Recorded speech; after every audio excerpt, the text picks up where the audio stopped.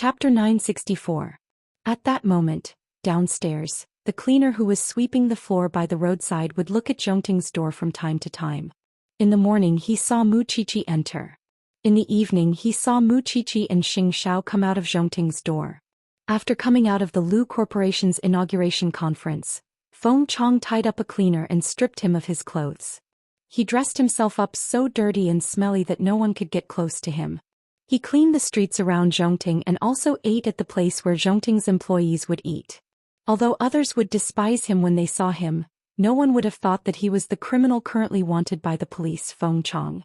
Zhou Xian is going to Z City for a meeting. I heard that he will bring a group of employees with him.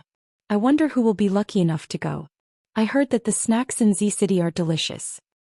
When is Zhou Xian going? This isn't news. Why don't you know? The day after tomorrow morning. The employees of Zhongting were all talking about Xing Zhao's business trip to Z City, but they did not expect that a cleaner beside them would overhear it. In fact, the employees of Zhongting were not so free. However, the higher-ups had requested that no matter where the employees ate, they had to spread the news. That was why this group of people were discussing such a problem on such an occasion. It turned out that Xing Zhao was going on a business trip. But was there a need to make such a big fuss about it? Feng Chong sneered. He was more willing to believe that this was a trap set up by Xing Zhao and the police to lure him into the trap. Did they think that he, Feng Chong, was so easy to deceive? However, since Xing Zhao was willing to lie to him, he might as well play with Xing Zhao. He wanted Xing Zhao's little bride to be buried with his Xin Mei. After dinner, Xing Zhao and Mu Qiqi went home together. However, they saw the lawyer waiting at home. Mu Qiqi looked at Xing Zhao in confusion. Xing Zhao carried her upstairs and asked the lawyer to follow her to the study for a discussion. Qiu Xing, this is the will you asked me to draft. Other than the shares of Zhongting and Huang Yao, all the movable and immovable assets under your name will be inherited by Madam. The lawyer placed the will in front of Xing Zhao. What are you doing? Mu Qiqi suddenly frowned and looked at Xing Zhao unhappily. Birth, old age, sickness and death are all very common. In fact, I've wanted to do this for a long time. I've made my will long ago, but I haven't brought it to justice yet. I believe that Mom and Dad won't have any objections if I leave everything to you. You have no objections? But I do. After saying that, Mu Qiqi turned to look at the lawyer and said loudly, I want to make a will too. What do you have to leave for me? Xing Zhao asked, amused. Why don't I have it? I have this in my stomach. Mu Qiqi pointed at her stomach. If you don't make a will, the child won't call me Dad? Xing Zhao stopped her from being willful. This is just a precaution. I could have done it behind your back, but now that I'm doing it in front of you, can't you just listen to me calmly? It was only then that Mu Qiqi calmed down. She looked at him with a look that said, let's see what else you can say. I made such a big move just to show Feng Chong. Tomorrow the lawyer will go and notarize it. Feng Chong naturally thought that I went on a business trip with the determination to die. In order to make the scene realistic, I want to sign this will. Are you bluffing? Mu Qiqi obviously did not accept this reason. If you sign it, it'll count. Do you think I'm really stupid? If you want to sign it, sure. Write a supplementary statement. When will this will automatically become invalid? Otherwise, I'll take your son and run away. You can do as you see fit. When the lawyer heard Mu Qiqi's threatening and coquettish tone, he immediately smiled. Qiu Xing, why don't you listen to Madam? Even if you want to put on an act, there's still room for maneuver. All right then. Xing Zhao nodded and wrote another supplementary statement. He signed and stamped it. Are you satisfied now? Are you so sure that Feng Chong will really fall for it? Mu Qiqi was unhappy when she saw the word, will. This man was only in his early 30s. He could still harm people for at least 50 years. Why was he acting like an old man? Master Xiao, let me tell you. I've already made my attitude clear. Whether you live or die, I'll follow you. When the child is born, he will have so many elders to dote on him. I'm not afraid that he will have no parents. Xing Zhao looked up at the lawyer and told him to take the will and leave quickly. The lawyer understood. He quickly packed up the documents and disappeared from the banyan courtyard. Only then did Xing Zhao carry her and place her on his lap. Don't say that we'll live and die together. I don't have any plans to die. You have to live to 100 years old for me. Wouldn't that make me an old monster? Mu Qiqi shook her head. Thinking of that scene, she felt a chill run down her spine. Also, what's the point of living so long? If you're here, I'll be here. If you're not, will I live to 100 years old and suffer? When the time comes, my children will despise me and send me to a nursing home. Let's see if your heart aches. Idiot.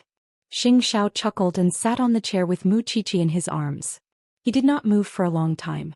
The feeling of having both his wife and child in his arms was very special. After a long time, he whispered in Wuxia's ear in a low and seductive voice, "When you're 22 years old, I'll immediately apply to recognize our marriage and change it to a new marriage certificate." Who cares?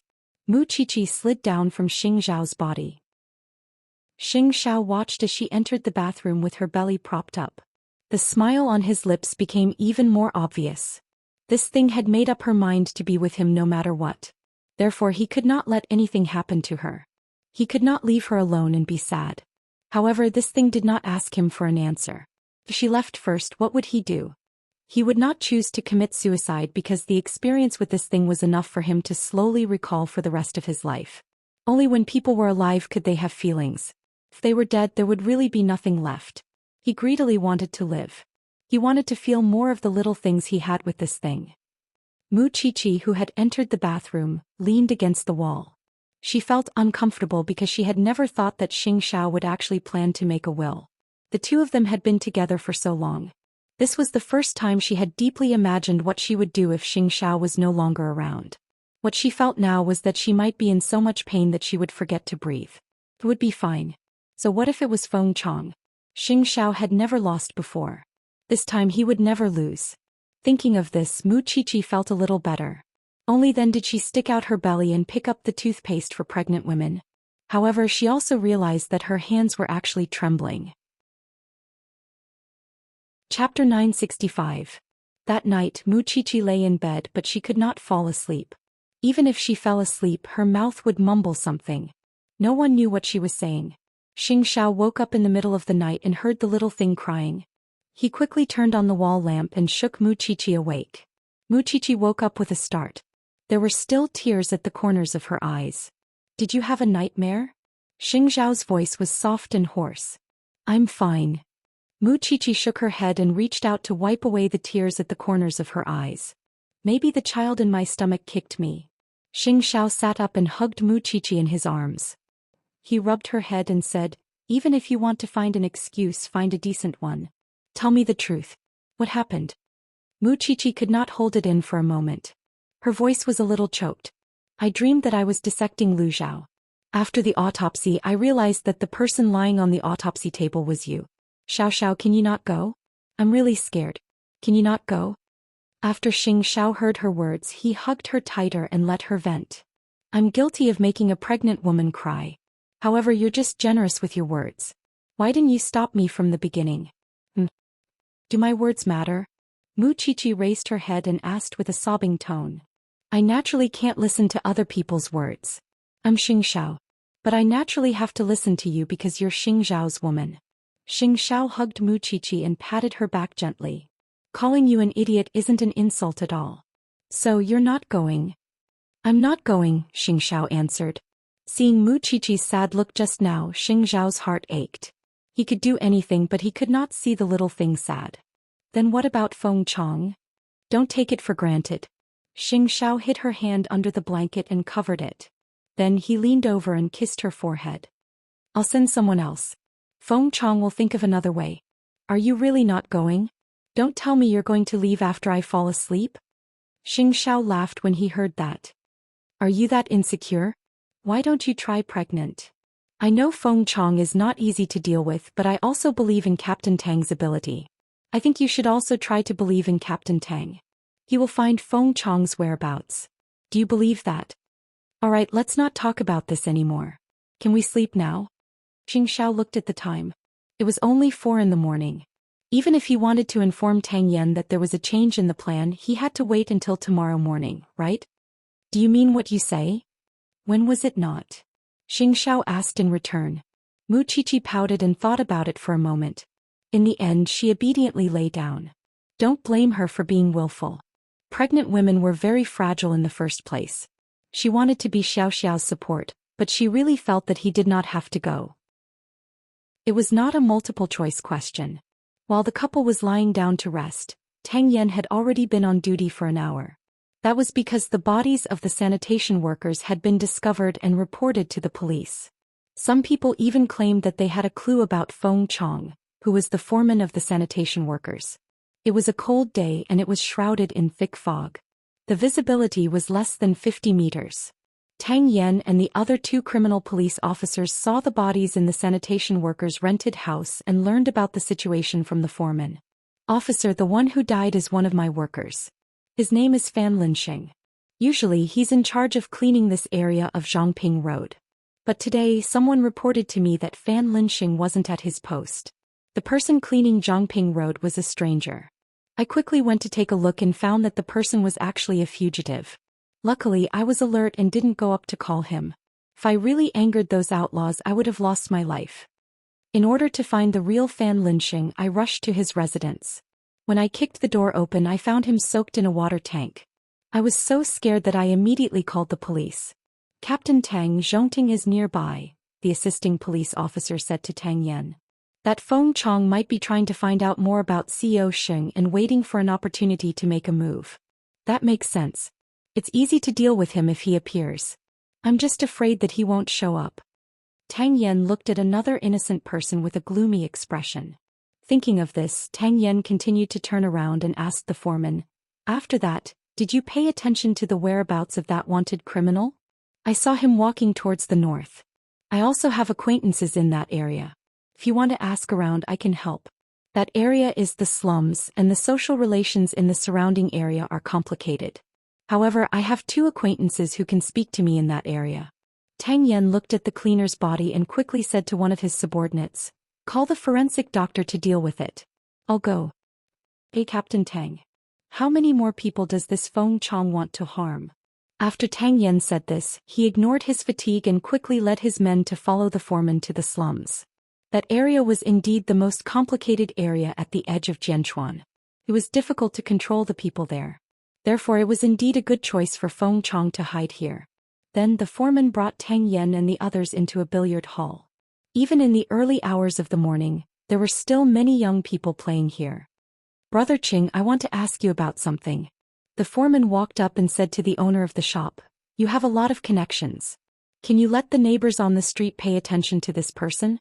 He just killed one of my workers and he's a wanted criminal." The foreman handed over the photo. The other party was a big guy. He was tall and had a cigarette in his mouth. At a glance, it was obvious that he was not to be trifled with. However, when he spoke, he was very loyal. "I hate those cowards who use their hands to vent their anger the most. If you have the ability, come and kill me. If you have news of him, call us." Tang Yan picked up a pen and paper on the counter, wrote down his phone number, and handed it to the owner of the billiard hall. "Even if this kind of person doesn't want money, don't let me see him." Feng Chong was a fugitive, and now that he was full of revenge, he definitely had to come out to do some activities. "Alright, that's all for today. I'll wait for your good news. Take care, officer." The person called Brother Qing put away the note that Tang Yan handed over and said to Tang Yan and the man. However, it was this officer that made Tang Yan instantly frown. However, he did not show it. Soon the few of them came out of the billiard hall. At this moment, Tang Yan said to the foreman, "Thank you for your hard work today." "It's fine, officer." After leaving the slums, Tang Yan got into the off-road vehicle, but he did not drive away immediately. Instead, he said to his subordinate, "Find the highest hotel nearby to stay." "Captain Tang, do you have any doubts?" Brother Qing seemed to know our identities the moment he arrived, so when the foreman spoke to him, he didn't express any doubts about our identities. After I handed him the note, "Do you remember what he called me?" Chapter 966. Tang Yan stayed in a nearby hotel. Of course, he did not dare to close his eyes. He held a pair of binoculars in his hand, but because of the fog, visibility was blocked, so he could only give up. Thinking of this, an idea suddenly flashed through his mind. It was a crazy idea. "Go and find me some makeup tools and a set of ragged clothes," Tang Yan instructed his subordinate. "Oh, okay," the subordinate quickly said and turned to walk out of the hotel. It had been many years since he had disguised himself. He did not know if he could still deceive everyone like he did in the past. At that moment, it was already dawn. The sky was gradually turning blue. His subordinate returned to the hotel with a pile of women's things, although he did not know what Tang Yan was going to use them for.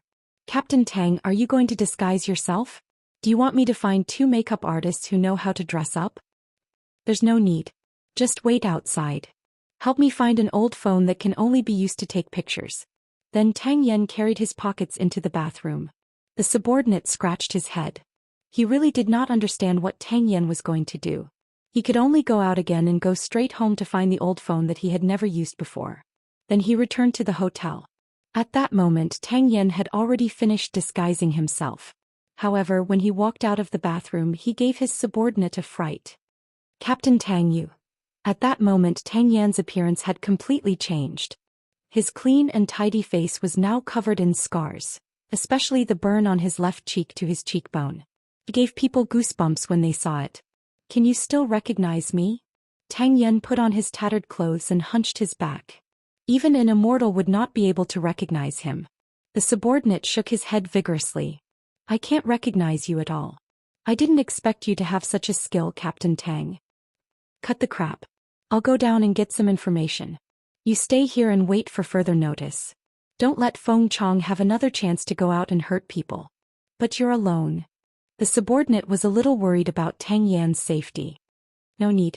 You just have to take care of yourself. With that, Tang Yan took the old, tattered phone and walked out of the hotel room. This was his old profession. He knew better than anyone how to protect himself. Not far from the billiard hall, an old man carrying a bucket of rancid water rode on a small tricycle and left the alley. The police had already found the body of the sanitation worker. Last night Tang Yan, that annoying criminal police officer, also came to the billiard hall. However, the police definitely did not know that the owner of this billiard hall, Qing Zhizhong, was his former underling. So, you want to capture him just like that? Dream on. Xianxia was going to Z City with great fanfare.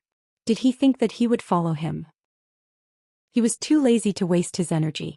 During the day he would go out to gather information and buy some materials to make bombs. At night he would stay in Qing's house and do some experiments. Of course, the 2 people he liked the most were the father and son of the Song family. He was on the wanted list for this father and son duo. But what about them? It was just that Yashang had suffered a little. However, with Song Buji's ability, it was not difficult for him to live a peaceful life. Looking at him again, everything had been destroyed. It had been destroyed by the father, son, and the little bride. Now that the Jianchuan police refused to let him go, he had to let the Jianchuan police know how powerful he was. Even if he was going to die, he had to drag some people down with him. When the sky brightened, Jianchuan seemed to have returned to peace. After Xing Xiao got up, he called Tang Yan, but found that Tang Yan's phone was turned off. Mu Qiqi was still in a coma because she had expended too much of her emotions last night. Xing Xiao put on his windbreaker and came out of the cloakroom. Seeing that the little thing still showed no signs of waking up, he went downstairs and instructed Fifth Aunt. When young madam wakes up, prepare some calming soup. When Mama Xing saw him go downstairs, she asked him, I heard you're going to Z City? I'm not going. Your daughter-in-law won't allow it. Xing Xiao directly dispelled Mama Xing's thoughts. That Feng Chong is really a cruel fugitive. The police just reported that someone died because of Feng Chong and it was a sanitation worker. Mama Xing had reason to be so worried. Xing Xiao suddenly understood why Tang Yan's phone was turned off. He should be at the scene of the crime. Don't worry, Mom. The vice president will take care of tomorrow's itinerary. Nothing will happen. Xing Xiao comforted her, making Mama Xing feel more at ease. Good. Mama Xing heaved a sigh of relief. Now that Qiqi is old, she can't do without you the most. Take more time to accompany her at home. No matter how important work is, it's not as important as your child. Don't worry, okay? Xing Xiao patted his mother on the shoulder and left the house after breakfast. Su Che was already waiting at the door. When he saw Xing Xiao, he immediately came up to him and said, I've already gone to find out about the sanitation workers. It was indeed Feng Chong who did it. Now the police are urgently investigating the case. I also heard that Captain Tang, in order to confirm Feng Chong's whereabouts, he even sneaked into the slums. I think we can completely trust Captain Tang on this matter. Xing Xiao had never doubted Tang Yan's ability. He just wanted Feng Chong to be brought to justice one day. I'll let the vice president handle the matter of going to Z City tomorrow. After saying this, Xianxia opened the door and got into the car. Su Che was stunned for a moment before he heaved a sigh of relief. It was not worth it for a person like Feng Chong. Then Madame should be the happiest. Was she happy? Xianxia thought to himself, perhaps. She was so noisy in the first half of the night. After knowing that he wasn't going, she slept soundly and drooled for the second half of the night. Her emotions were so obvious on her face. She must be happy, right? Then about the will, does it not need to be notarized? Su Che asked as he drove. The will still needs to be notarized. However, it's changed to a gift and there's no need to make a big deal out of it. I originally planned to give these things to the little one. In the future I'll just be a worker and work for her. After Su Che heard this, he clicked his tongue in his heart. It was obvious how much he doted on his wife. Then we don't have to care about Feng Chong's case anymore, right? Later, go to the branch office and ask them what kind of assistance they need. As long as it's related expenses, Zhongting will bear all of them. Xianxia lowered his head and answered as he looked at his phone. Understood. Su Che nodded. Because Feng Chong had killed another person, the father and son of the Song family were now very nervous. Although the police were searching for Feng Chong, no one knew when this ruthless bandit would drag the father and son into the water. Back then Song Jiang had invited Feng Chong back to help him. However, who knew that Lu Zhao's case would turn out like this? Chapter 967. However, old Qing was not annoyed. He only replied, "Old Mr. Song, are you afraid to go out? What do you think? There's a murderer outside." Song Jiang pointed outside the door. "Then why did you ask him to help you back then?" Old Qing crossed his arms and asked Song Jiang. "Are you regretting it now? Let me tell you, the police need evidence to speak." Old Qing shrugged, indicating that he had already shut up. Song Jiang was so angry that his face turned red, but he could not do anything to the police. He could only curse, but other than that he could not do anything else. Old Qing did not want to waste time in the Song family. He wanted to follow the team and follow up on Feng Chong's case. However, his wish was soon fulfilled because Xianxia cancelled his trip to Z City. In other words, he did not need to delay the Song father and son any longer. Since that was the case, what was there to protect? Upon receiving the notice to retreat, Old Qing immediately revealed an excited expression. "Old Song, I know you don't want to see me. As you wish, my colleagues and I will immediately evacuate the Song family. Please forgive us for disturbing you for the past day and night." Hearing Old Qing say that they were going to evacuate, Song Jiang was suddenly stunned. When the police were still here, although he was annoyed, at least he was safe. Now that the police were suddenly going to evacuate, if Feng Chong came back, who would be responsible for his and Song Buji's safety? "No, shouldn't the police give me an explanation? Why did you come and leave just like that? We want to gather all the police forces to arrest Feng Chong. If you have any news of Feng Chong, you can call the police immediately." Old Qing put his hands on his waist and laughed. Then he led all the police officers and evacuated from the Song family. Song Jiang was a little angry. "Are you playing with me?" Song Buji came out of the room and looked at his troublesome father. He was a little disappointed. "You used to be quite good at pretending. You faced everything with a smile. What happened now? Feng Chong killed again." Song Jiang sat on the chair and slammed the table. "I'm most afraid that he doesn't want to live and will drag us down with him. There are still bodyguards around. Now you can only pray that the police solve the case as soon as possible." Song Buji leaned on the table and sneered. "If I had known that he was such a scourge, I wouldn't have suggested that you recruit him." While the father and son were talking in the living room, the family's helper suddenly rushed in and said, "Master, young master, the water pipe in the house burst. We've already gotten workers to deal with it. However, the leakage is quite serious. I hope you can go upstairs to avoid it." After Song Jiang heard this, he kicked his chair. "You can catch up with everything. You should ask Deputy Liang to protect you now." Song Buji looked at his father with a smile, his teasing tone growing stronger. But there was nothing they could do. The water pipe had burst and the sound of running water could be heard from the kitchen. The father and son could only hang their heads and go to the second floor. The servant immediately called for a worker to repair the water pipe. The worker was wearing a mask and a hat and carrying a toolbox. After entering the Song family's villa, He didn't need to ask for directions at all and directly found the Song family's kitchen. You're finally here. Hurry up and fix it. The house is flooded and the main switch is broken. Please go out first. The man put down the toolbox and said to the servant. Hurry up, the two male masters are angry upstairs. With that, the servant left the kitchen and the plumber immediately took out a few things from the box. While he was repairing the water pipe, he also placed a package wrapped in black cloth in the cupboard. If it was ignited, the Song family would instantly turn into ruins. And the two scumbags upstairs would also be smashed into pieces. At 9 o'clock in the morning, Wuxia finally woke up after a good night's sleep. She got up and saw that Xianxia was not by her side, so she quickly went downstairs. Xiaoqi walked slowly. Mama Sheng saw her anxious expression and knew what she was looking for. She smiled helplessly. Eighth brother has gone to Zhongting. He won't go to Z City. Don't worry. After Wuxia heard this, she heaved a sigh of relief. I had a nightmare last night, so I was scared. I've already educated eighth brother in the morning. Now that you're about to give birth, I asked him to spend more time at home with you. Mama Sheng helped Wuxia sit down at the dining table. Before he left, he asked fifth aunt to prepare some calming soup for you. Drink it while it's hot. Wuxia nodded. However, after breakfast, Feng Xianxian carried her son and went to the banyan courtyard. Why are you here? Wuxia walked around the living room with her belly propped up. Tang Yan went out in the middle of the night and hasn't come back yet. I couldn't sit still at home, so I brought the child over to see you, Feng Xianxian explained as she shook her son. What happened now? Wuxia's expression changed at once. Another sanitation worker died, Feng Xianxian said. It was done by Feng Chong. A passerby provided clues, so Tang Yan is still at the scene. After hearing this, Wuxia did not know what to feel. On one hand, she was glad that she had stopped Xianxia in time.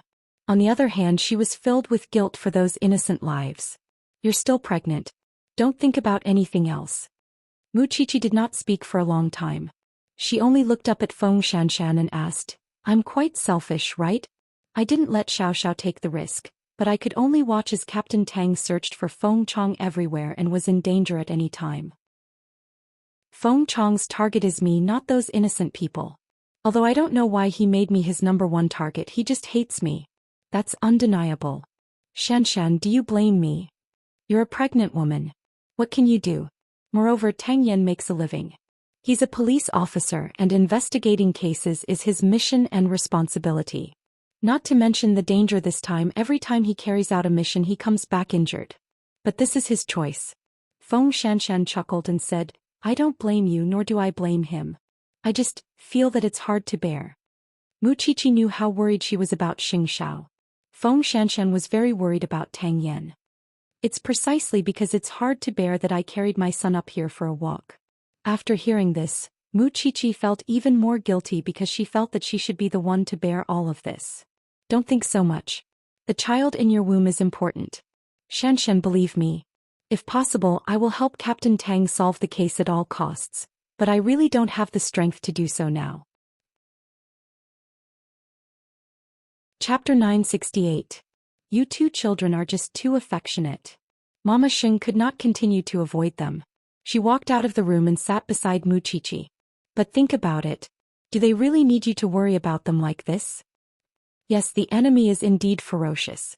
The outlaws are scary and intimidating, but you have to believe that they are not fighting alone. There are so many people waiting to catch the criminal. Why can't you have a little trust in each other? If you are too concerned about gains and losses, it will be easy for you to get hurt. Although I know that one of you has just given birth and the other is about to give birth, if you want them to be free of distractions, then listen to mommy and let the men do what they want. They have their own world to live in. Don't restrain yourselves just because of your emotions. Mommy is also worried about eighth brother. But there are some things that he needs to do. I also know that Xianxian has no other relatives in her family. But I also believe that you support Tang Yan from the bottom of your heart, don't you? Don't be afraid, okay? To you they are unique, but to us they are just as important. Mama Sheng's words made the two women's eyes turn red. You have to know that you are already mothers. You are no longer the little girls who need to be coaxed and lied to. You have to shoulder the responsibility that belongs to you. Mommy. Wuxia leaned into Mama Sheng's arms. I'm too selfish. Can you come too? Mama Xing reached out to Muqiqi and Feng Xianxian and hugged them like a normal mother. Be strong, okay? I have always believed in those two boys. Why don't you believe in your own eyes? Perhaps it was because they were not old enough and experienced enough. The two little women in Mama Xing's arms were very sad. Especially when their men were facing danger, they always thought that they did not want them to be in danger. They believed in them. At this moment it was not easy to do so. Because there was only one person. If he was gone, he would be gone forever. Just as Mama Xing said, the more worried they were, the more they would worry about gains and losses. Do you feel better? The two of them poked their heads out of Mama Xing's arms and nodded at the same time. Since that's the case, let men do what they want to do. As long as they love you, let them bear their own responsibilities. Thinking of this, Feng Xianxian felt much more enlightened. A few years ago when Tang Yan was undercover, he had been facing desperados. He was not afraid then and he would not be afraid now. She was the one who had dug her own grave and caused Qiqi to suffer as well. You too. Eighth brother isn't at the front line. Why are you so worried? How could he be scared so easily? I don't want Xianxia to go to Z City because I don't think it's necessary. If there's a need, I won't stop him, although I'm a mother. Mama Xing pinched Muqiqi's nose. Silly girl. Muqiqi and Feng Xianxian looked at each other. Indeed, the two of them were really silly. Thank you, Mommy. You've untied the knot in our hearts. It's great to have you. Although your mother has passed away a long time ago, I've always treated you like my own daughter. There's no need to thank me. Since you've thought it through, go lie down and rest. No, I want to hug you for a while more. Muqiqi leaned on Mama Xing and refused to let go. Women were emotional. So, no matter what men did, even if they knew that there would be no accidents, they would still worry. This was their nature. However, Muqiqi also thought about Mama Xing's words carefully. A woman's excessive feelings were actually a burden to a man. It was a burden to both herself and the other party. So when Xiao returned home at night, she would tell him not to worry about her. He could do whatever he wanted. Since she had already sworn to follow him through life and death, what was there to be afraid of? Of course, the two men had never thought that their women were troublesome. Especially Xianxia. Muqiqi had been with him since she was 17. All these years she had been devoted to him. Even now she was still obsessed with him. He knew it very well. So he was used to taking care of the little one's feelings. As for Tang Yan, he was filled with guilt and gratitude towards Feng Xianxian for not being at home all day. However, he was a police officer and he had to work hard to catch criminals. He had always thought that it was his blessing to be able to marry such a good woman. So, many times he actually hoped that Feng Xianxian could be a little greedy. He could give his life to the country, but at the same time he could also give it to her. It was noon. A homeless man was probably extremely hungry, so he found a bowl of instant noodles that no one wanted in the garbage and squatted on the street, wolfing it down. It was at the entrance of the billiard hall. The guard glanced at the homeless man and said in disdain, "Get lost. We're still doing business." The homeless man had only run a few meters away. At this moment, an old man on a tricycle stopped in front of the billiard hall and glanced at the homeless man. However, he did not suspect anything. Instead, he carried the bucket and entered the billiard hall again. This time the security guard did not stop him. The homeless man only had one eye at the moment, so it was convenient for him to see people. However, he could recognize that it was the wanted criminal Feng Chong.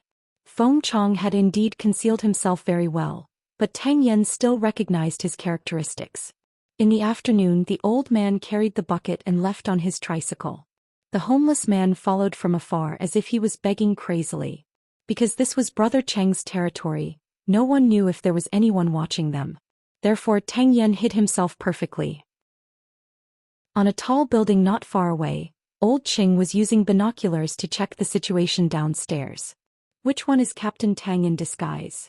He looked at the faces of normal people and did not find anyone who looked like Captain Tang. At this moment the young policeman laughed. It's that homeless man.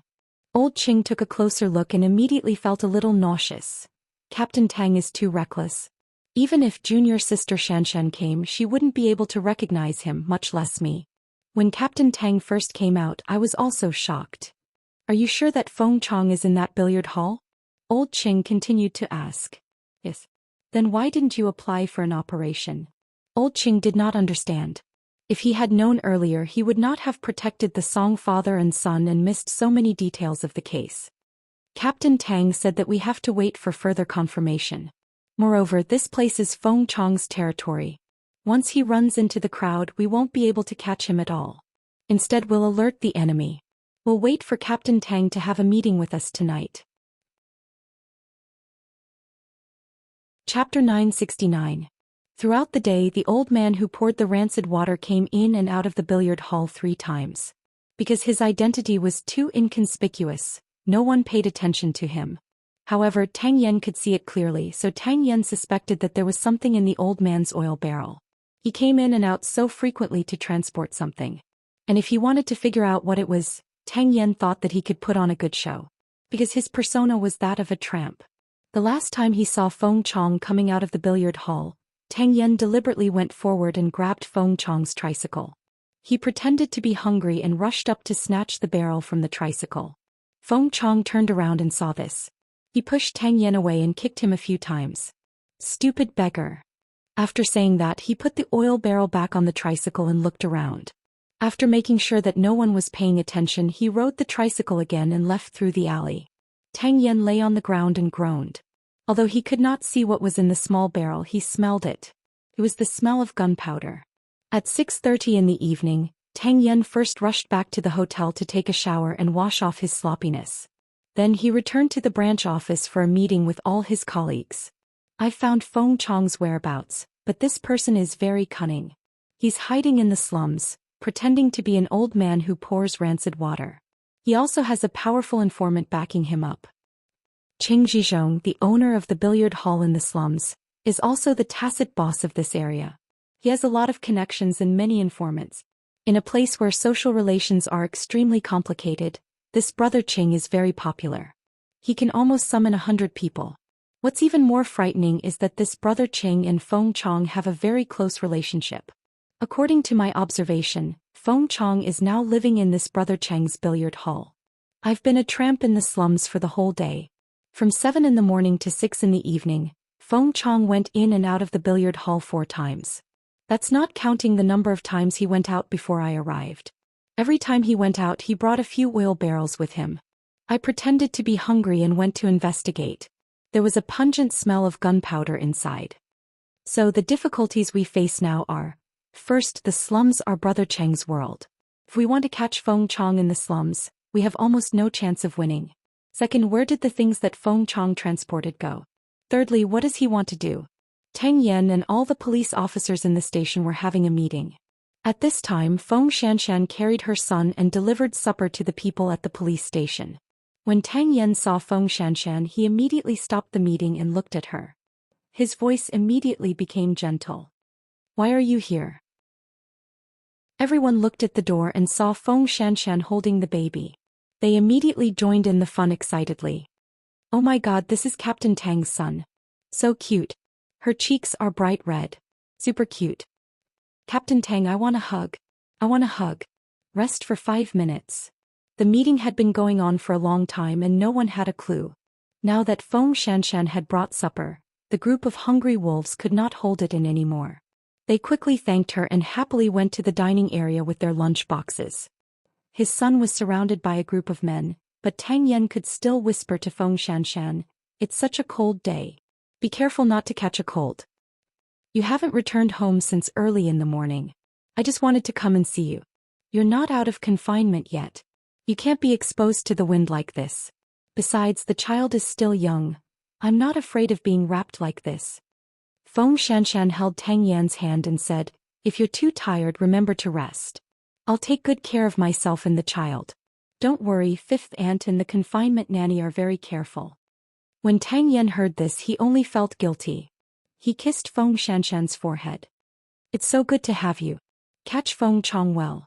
I'll leave with my son now." Feng Xianxia had been educated by Mama Xing during the day at the Banyan courtyard, so she could understand this man's hardships and difficulties. He was not only her husband and the father of her son, but also the people's police. "I'll go home later." Feng Xianxia smiled. Indeed, when you understood a person, there would not be so much resentment and anger in your heart.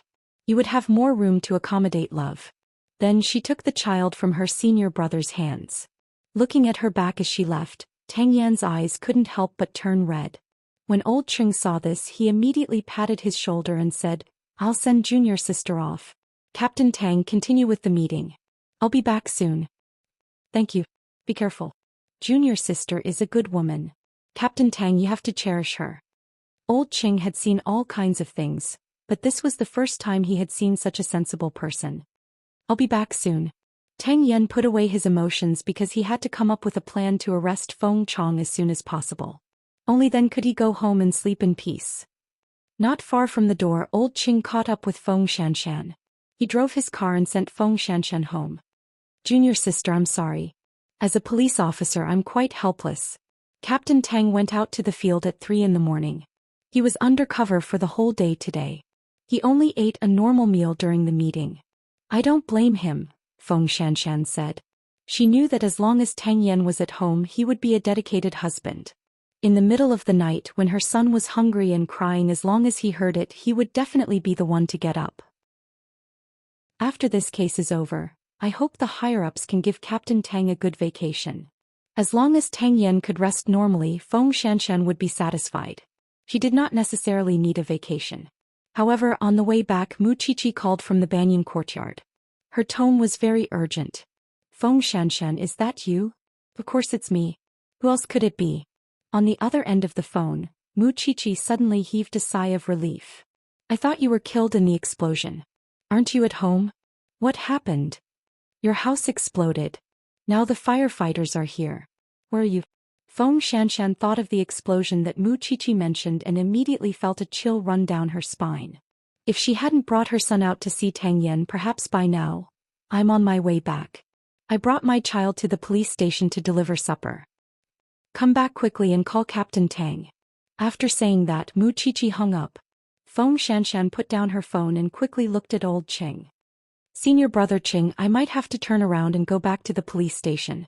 Something happened at my house." When old Ching heard that, his brows furrowed, but he reacted quickly and immediately turned around. Feng Chong had actually sent a copy of the gunpowder that Tang Yan had found during the day to Tang Yan's house. A moment later, Tang Yan saw old Ching and old Ching turn around and frown. "Qiqi called just now and said that there was an explosion at home." Chapter 970. There was no need to think about it. This was Feng Chong's revenge, or rather, a warning. After Tang Yan heard that, he hugged Feng Xianxian and his son tightly. "Fortunately, you came to deliver supper." "Fortunately. It's all thanks to Aunt Xing's guidance this morning. I didn't believe that Shao Qi was my benefactor before, but now I do." Tang Yan hugged her and thought of how Feng Chong had gone in and out several times today to transport that thing. Therefore, it was definitely not only his family that had been given explosives. No one had thought that this bandit would be so cruel.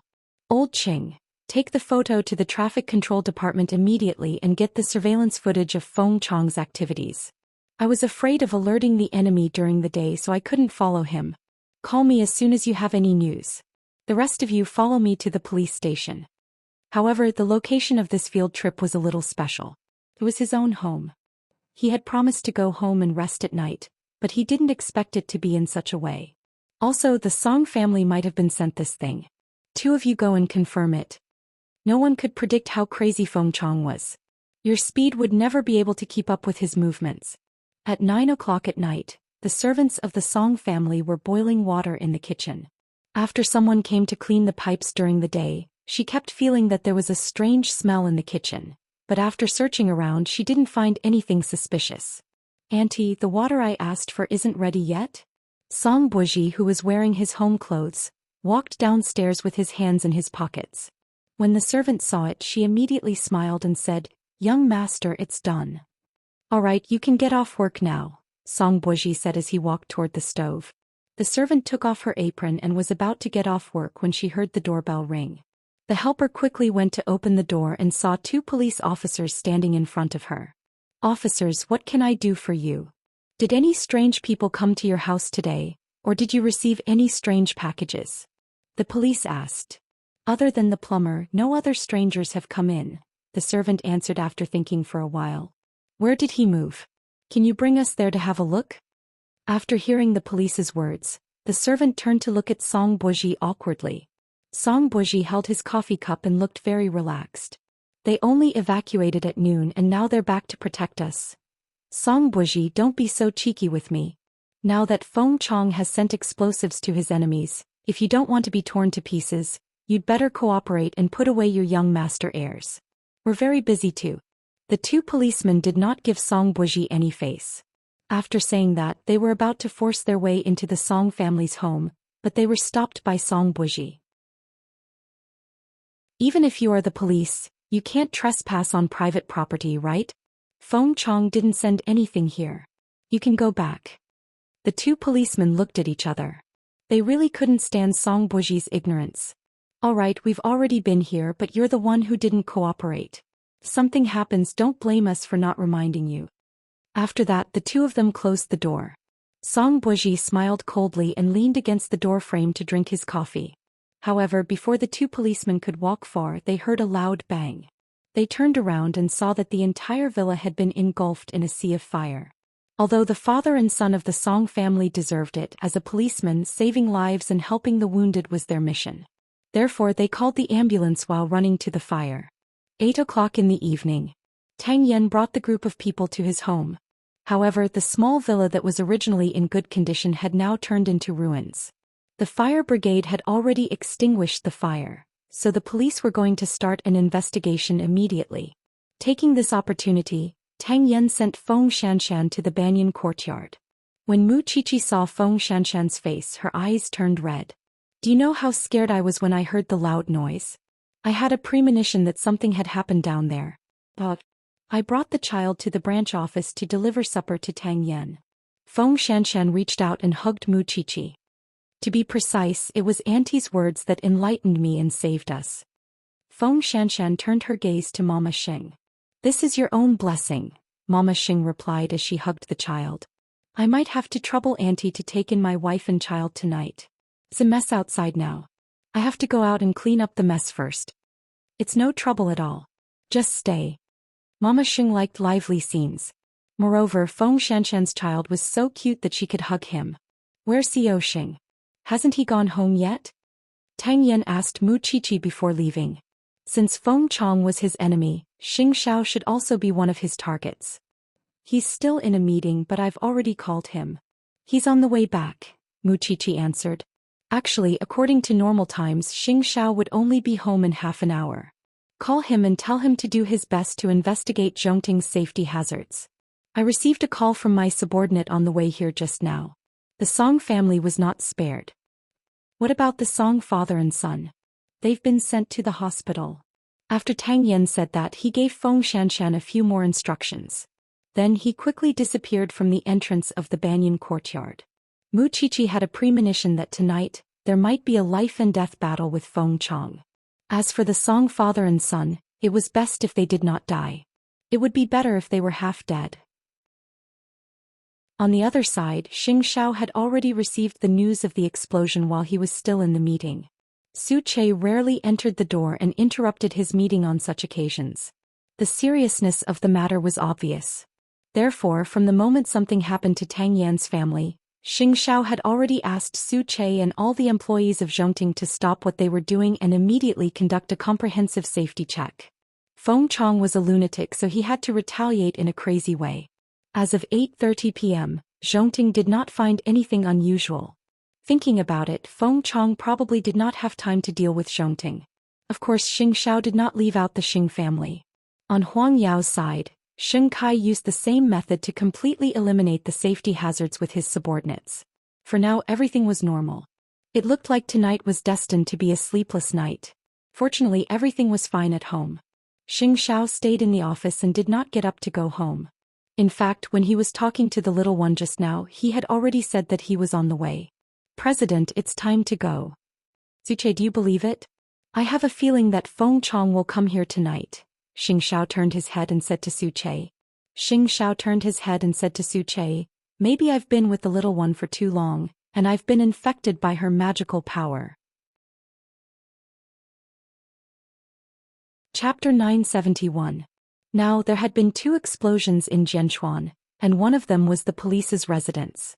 When the chief found out, he flew into a rage and applied for a multi-department joint operation overnight just to arrest Feng Chong. While Tang Yan was returning to Jianchuan for a meeting, four plainclothes guards were arranged outside the billiard hall. As long as they found out about Feng Chong's movements, they would immediately report it. Not only that, but the police also decided to arrest Feng Chong after midnight to minimize the threat to the innocent people. However, Feng Chong had created so many big cases. He already knew that the police would definitely do their best to arrest him this time. However, he had blown up Tang Yan's home and the Song family's home. It was worth it, but he still wanted to blow up Zhongting's building. Xianxia was right. Feng Chong's final destination was Zhongting. Relying on his familiarity with the surrounding terrain, he had already left the billiard hall with the guests when night fell. At this moment he was no longer in the billiard hall. He had not been able to see through Tang Yan's disguise for the whole day, but the few plainclothes policemen were too lousy. They let him know that his hiding place had been exposed. A bunch of idiots. You want to catch me? No way. At this moment, Feng Chong had transformed into a hunchbacked old man who was obsessed with walking his bird and had blended into the police's line of sight. At the garbage recycling station not far away, the big guys that he had transported during the day were now hiding in the piles of garbage. Zhongting's security was very strict. This was the conclusion that Feng Chong had come to after lurking around for a few days. Tonight he wanted to put these big guys on each floor of Zhongting and wait until tomorrow morning to see the building collapse and human flesh flying everywhere. That scene would definitely be spectacular. He had carefully studied Zhongting's security system. The cameras covered almost all the areas except for one place, and that was the bathroom on each floor. In addition, he knew where Zhongting's surveillance system was located. At 10 o'clock in the evening, the people on the streets gradually thinned, and the slums also returned to peace. Tang Yan divided his men into 3 groups. One group surrounded the billiard hall, the other group was responsible for wearing plain clothes and going in to cause trouble, and the last group was to intercept the exits outside the billiard hall. When the time was up, Tang Yan gave the order to take action. A few plainclothes guards who pretended to cause trouble immediately entered the billiard hall to cause trouble for Brother Cheng. Who is the boss here? Come out. Did my brother get beaten up here today? A few plainclothes officers aggressively entered the billiard hall. Brother Cheng immediately stood up from the cashier and walked in front of them. What's all this fuss about? How dare you cause trouble at Brother Cheng's place? My brother was beaten. Both sides began to push and shove. You want to fight? The two sides quickly got into a physical conflict. 2 of the plainclothes even rushed into the billiard hall, but they did not find any trace of Feng Chong. Taking advantage of the chaos, one of the policemen carefully searched all the rooms in the billiard hall, including the room where the gunpowder was hidden. However, he did not find Feng Chong. Then the young policeman sent a message to Tang Yan. Captain Tang, something's not right. Feng Chong has already run away. Capture Qing Zhizhong for interrogation, Tang Yan ordered immediately. Then a few plainclothes officers took out their IDs and held Qing Zhizhong. It's a cop. Where did Feng Chong go? Old Qing took the lead and punched Qing Zhizhong in the stomach.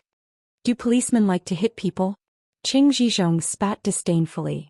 To tell you the truth, you're too inexperienced to catch Big Brother. He just left with the guest. What are you policemen doing? Can't you tell? Besides, you can't catch up to him at all. He's gone to do something big. Interrogating Qing Zhizhong at this time would definitely not yield any results. Tang Yan took a deep breath and took out his phone. At the same time he said to old Qing, bring him back to the station. Then he dialed Xing Zhao's number. Xing, are you home? I'm still in Zhongting. Xing Zhao sat in the dark office and answered in a low voice, but Feng Chong is here too. He's hacking into our security system now. I'm watching a good show. I'll be right there. Zhongting's security system was personally modified by a professional American security team. It was divided into 2 parts. The daily control room was on the 3rd floor underground, while the main system was on the 12th floor. Feng Chong thought that he had found Zhongting's weakness, but he did not expect that his every move was under Xing Zhao's surveillance. After cutting off all the alarm systems, Feng Chong began to move things from the truck downstairs to Zhongting's corridor like a diligent bee. There was a small medicine bag every 2 floors and it was placed in the firebox. If one did not pay attention, no one would be able to discover it. And every time he went to a floor, Su Che would follow behind him and take away the explosives he had put down. This old man was really energetic. Xianxia did not even see how he opened the door of the surveillance room. He really had some tricks up his sleeve. Xianxia was watching the old man work diligently when the little one called. It's 10 o'clock. You're not home yet. Aren't you going home tonight? I have to go back, but I have to do my best to investigate Zhongting's security problems tonight, so it's a waste of time. You sleep first. Mu Qiqi was silent for a few seconds. She seemed to sigh and said again, I know you're lying to me.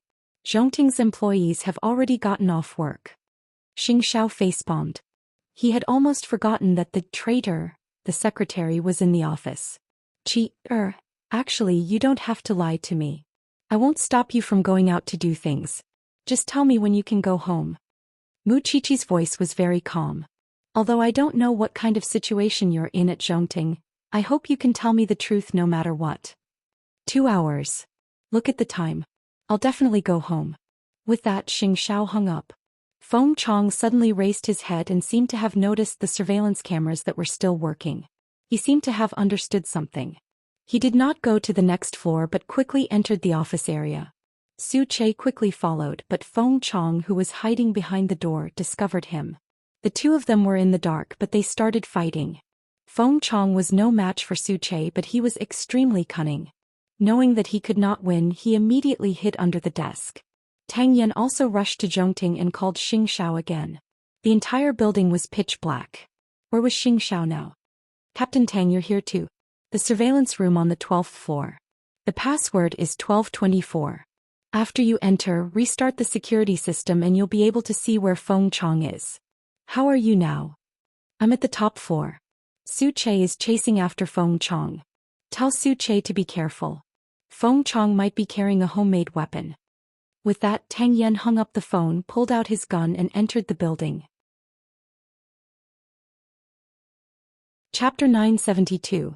Su Che chased after Feng Chong, but Feng Chong was too cunning. He used all his previous experience in the underworld, causing Su Che to suffer a lot. Su Che decided to use a little trick.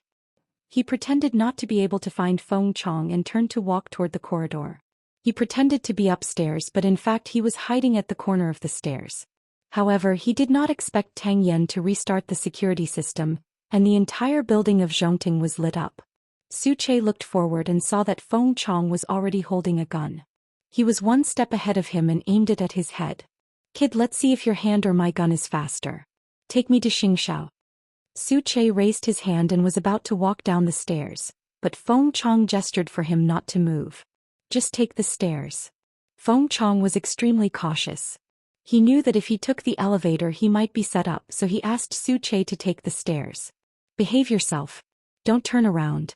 Otherwise I'll shoot you in the head. Su Che looked at Feng Chong from the corner of his eyes. At the moment he had no choice but to walk step by step toward the top floor. Xianxia had already seen the scene of Feng Chong pointing a gun at Su Che from the surveillance cameras. At that moment, Tang Yan had already arrived at his office. Tang Yan put away his gun and walked to Xianxiao's side. Su Che has been kidnapped. Feng Chong should be coming up to the top floor to see me. I'll go from behind and stop him, Tang Yan said as he looked at the surveillance cameras. He paid attention to the number of floors and said to Xianxia, let's keep talking. Feng Chong is very wary. When you go downstairs or block him there will definitely be footsteps. I'll go down with you and confuse him. There are 8 elevators in Zhongting. I'll press the button to stop on each floor and disturb Feng Chong. You act according to the situation. Okay. Tang Yan saw Xianxia follow him out of the office and the two of them split up. At that moment Su Che and Feng Chong were still 12 floors away from the top floor.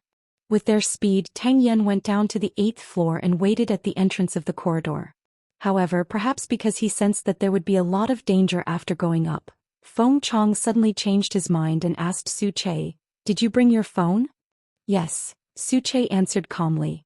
Take it out and call your big CEO. Tell him where we are and ask him to come down and pick you up. We'll wait for him here. Feng Chong leaned against the wall and did not move. He looked up and down, occupying the most advantageous position. Su Che put down his right hand and took out his phone from his pocket. Then he dialed Xing Zhao's number in front of Feng Chong. Hello, Suche. President, I was kidnapped by Feng Chong. I'm on the 27th floor now. Feng Chong wants to see you, Suche said calmly to Xing Zhao on the other end of the phone. I'll be right there. With that, Xing Zhao hung up. Are you satisfied now? Suche hung up the phone and put it back into his pocket. What do you want? Settle the score with Shenmei. She's my daughter, Feng Chong said coldly. Then you should go to the police station. Don't think that I don't know that the person who provided the police with the clues is Zhongting's little bride, Feng Chong said with a gangster's expression.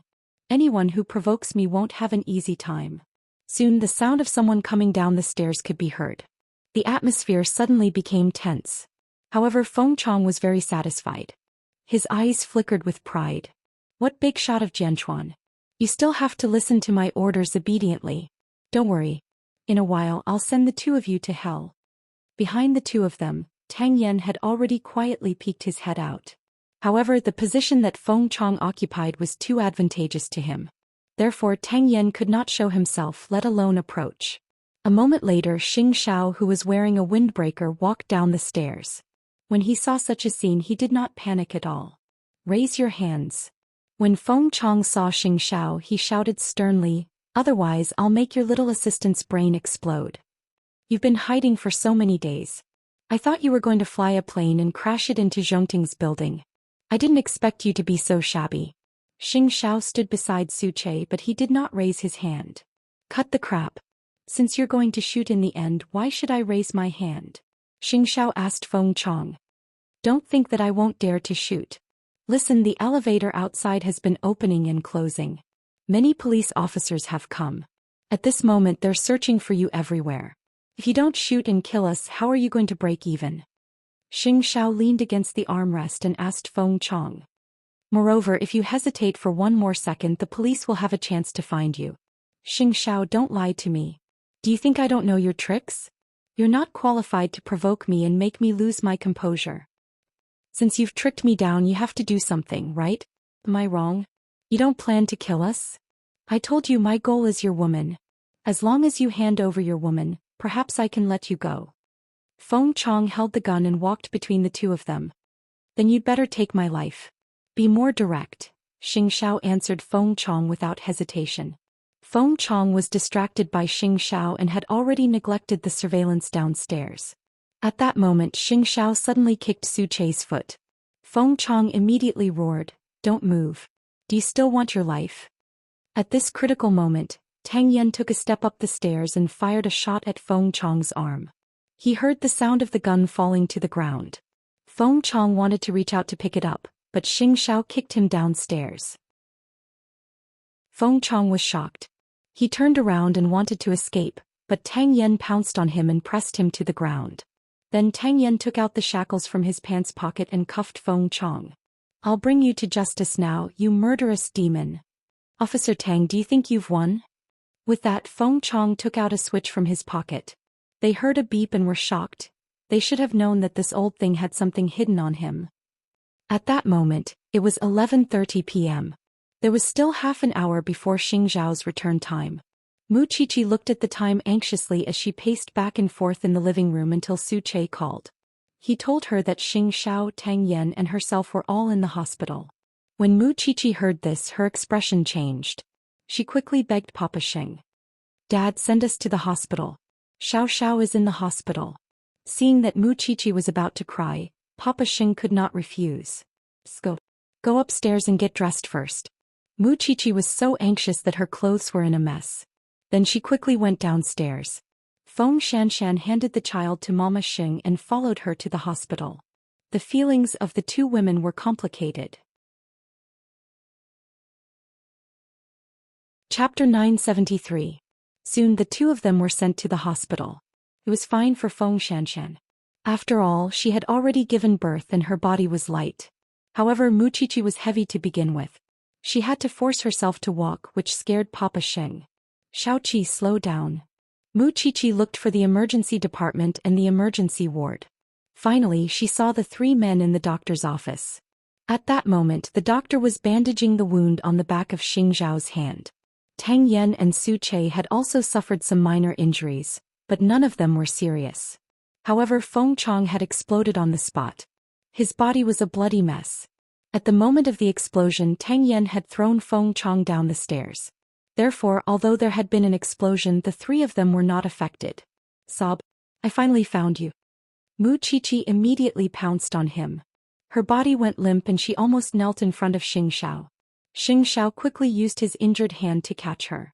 Why are you in such a hurry? We're already in the hospital. How can I not be anxious? Mu Qiqi held her stomach and started crying. I thought you were sent to the operating theater and were being resuscitated. Xianxia turned to look at Su Che. Su Che turned to look at the door. He was also very innocent, okay? Because his young madam did not give him a chance to say the next sentence.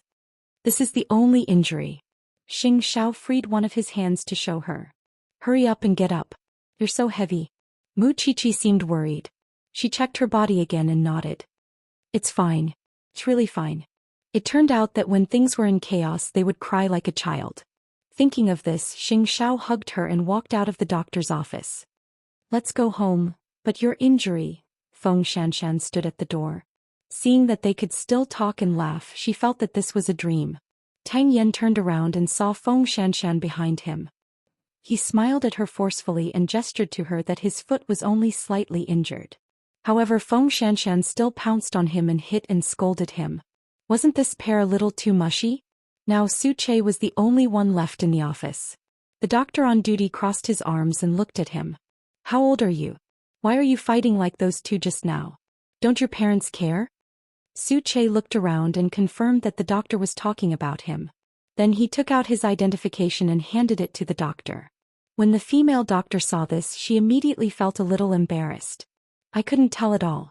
You're really good at retaining your youthful looks. You have a girlfriend coming to pick you up too? Su Che shook his head and handed his hand to the doctor. Bandage it for me. The female doctor asked Su Che to sit down. After the wounds were bandaged, the few of them left the hospital. Because Tang Yen still had to deal with the aftermath, he handed Feng Xianshan over to Mu Qiqi and Mu Qiqi. I'll come pick them up tomorrow morning. There were tears in Feng Xianshan's eyes. She quickly said, I'll go with you. The baby will look for you when he's hungry. Be obedient. Now that Feng Chong is dead, the danger has been resolved. Tang Yen insisted on not letting her follow. Feng Xianshan had no choice but to give up. It was just that she might not be able to see this man again tonight. Zhongting exploded and Feng Chong died. The police were doing further work to deal with the aftermath. Of course, because Zhongting had surveillance cameras, Feng Chong's death could be directly handed over to the police station to be summarized and the case could be closed. Such a ruthless bandit is simply perverted. He caused so much trouble, but he ended up without a corpse left. He really deserved it. Officer Long cursed as he collected Feng Chong's body tissues. How many days have we not slept because of him?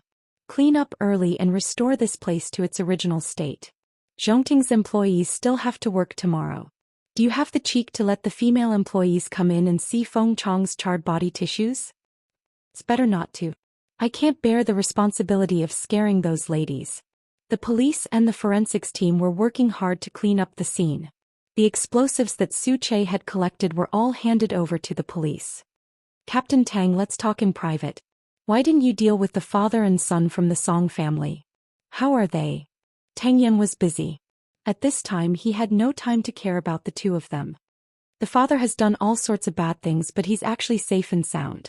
On the other hand, his son Song Buji had his right leg amputated. He'll have to spend the rest of his life in a wheelchair. Officer Long clicked his tongue. That's quite a pity. Tang Yen sighed. Although he was a criminal police officer, he really hated the father and son from the Song family. Now that Feng Chong was dead, the Song family would not be so easily dealt with. If Feng Chong was captured alive, Song Jiang would not be able to escape sooner or later. It was 1 o'clock in the morning. The few of them returned from the hospital in a sorry state. As soon as they reached home, Xiao said to his parents, It's fine. It's just a minor injury. The police at Zhongting know how to deal with the aftermath. Don't worry. Mama Xing handed the child to Feng Xianshan and glared at him. Who cares if you're dead or alive? Look at how scared you've scared Qiqi. Comfort her well. Xianxia smiled. He was handsome. Even though he was in a sorry state, it did not affect his heroic spirit. Let's go back to the room. Before Mu Qiqi could recover from her fear, Xianxia had already brought her upstairs. After returning to the room, Xianxia took off his coat. Mu Qiqi immediately reacted. I'll go to the bathroom to turn on the water for you. Xianxia reached out to stop her and pressed her shoulder. There's no need. I'll go myself. You can't touch. Before she could say the word water, Xianxiao's kiss had already fallen. At first he knew how to restrain his gentleness, but gradually the desire in his heart was aroused. If Mu Qiqi was not pregnant, he might have already taken action. This place has become a lot bigger. After the passionate kiss, Xianxia hugged Mu Qiqi and teased her. You're still in the mood to talk about this? What happened tonight? Why are you all injured? Where's Feng Chong? Xianxia tidied up his shirt as he answered Mu Qiqi. He's dead. He was blown to pieces.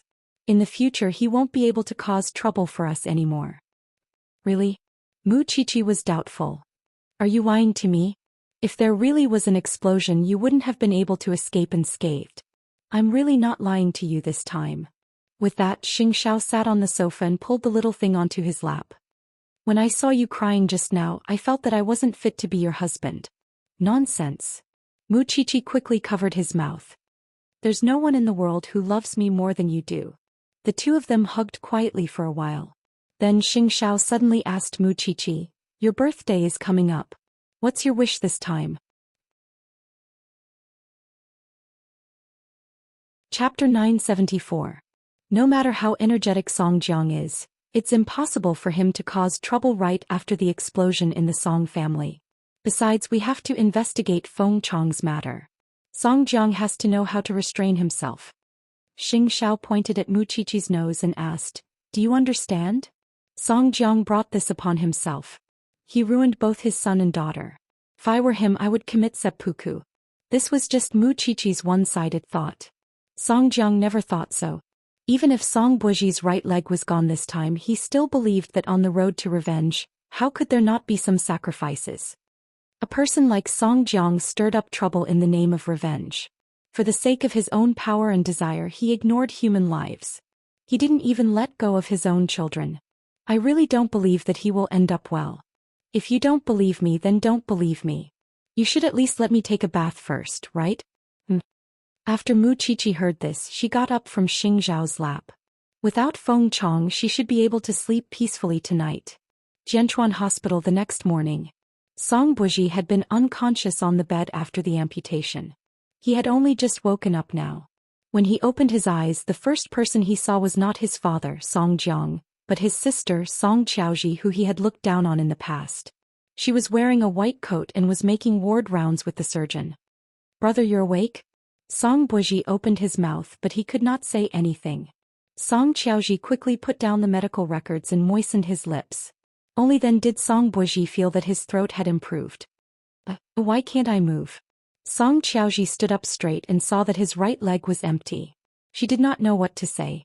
Song Buji was very smart. Looking at her expression, he knew that things wouldn't be so simple. So he used all his strength to prop up his head and saw his lower body. Then he widened his eyes and fell to the ground, unable to accept what had happened. My leg? Brother, don't be like this. Technology is so advanced now. You can still stand up and walk in the future just without your right leg. Only the right leg is missing? Song Buji almost went crazy when he got an affirmative answer. What's the difference between me and a cripple now? Brother, don't be like this. Where's Dad? Where's Dad? Song Buji looked around. I don't know, I haven't seen him, but I know he's fine. Song Qiaoji replied patiently. Feng Chong's matter is quite big now. Perhaps he went back to take charge of the overall situation. After Song Buji heard this, his face was expressionless. He only sneered. Go. Don't come to see me again. Big brother, you're the daughter-in-law of the Xing family now. Why do you still have to call me big brother? Moreover, is there such a disabled big brother like me? I'm not your big brother. I've always looked down on you. Don't flatter yourself. Song Qiaoji knew how strong Song Buji's pride was, so she did not force him. She was an obstetrician and had come purely to know if there was anything she could help with. She knew very well that their father was a complete beast. However, seeing how uncomfortable Song Buji was, Song Qiaoji could only sigh and walk out of Song Buji's ward with the other doctors. Song Buji could not accept the pain of losing his right leg, so he picked up the phone on the bedside table with difficulty and called Song Jiang.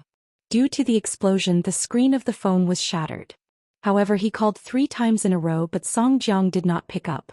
On the last call, Song Jiang's urgent voice was heard. "Son, you're awake?" "I'm awake. Where are you?" "I'm at home. Yashang Group is in a mess now. You're injured, so someone has to take charge of the overall situation, right? So, now that your son has lost his right leg, you can immediately go back to work as if nothing happened." Song Buji found it unbelievable. "Otherwise, my 20 years of hard work will all be destroyed in one day. I'm not talking to you anymore. Have a good rest." With that, Song Jiang hung up. This was completely different from the father who usually cared about him. Song Buji even felt that what he had lost might not be his leg but Song Jiang's love. Yes, a son without a leg was like a broken chess piece. He was not as useful as before. But who gave him this? For a moment, Song Buji really wanted to call the police. He really wanted to die together with Song Jiang. However, after thinking about it carefully, he felt that it was not worth it. If he had to die, he should let that old man die by himself. That afternoon, the television news used 10 minutes to report on Feng Chong's arrest. In short, he had been blown into minced meat. However, Feng Chong was very involved, especially when he caused trouble in Zhongting. It was simply beyond the imagination of the audience. This person was not only cruel but also brainless. Zhongting also issued an announcement that there were no casualties in cooperating with the police to arrest Feng Chong. Moreover, Zhongting had also returned to normal operations. The police announced that they had solved the case, including the previous Lu Zhao case and the 2 subsequent explosions. However, it was a pity that the bureau chief did not manage to catch him alive and clean up Song Jiang. In the Jianchuan branch office, the bureau chief stood in front of his desk with his hands on his hips and said to Tang Yan, "You've suffered a lot in this operation to arrest Feng Chong. Your house and your newborn son are all waiting for you to settle down. I'll give you a week off." The people from the 9th Division aren't going to investigate further? If we follow Feng Chong's lead, we can follow the clues. It's only a matter of time before we find Song Jiang. Tang Yan felt indignant. After all, Feng Chong was someone the Song family had provoked. No one could guarantee that Song Jiang would be obedient.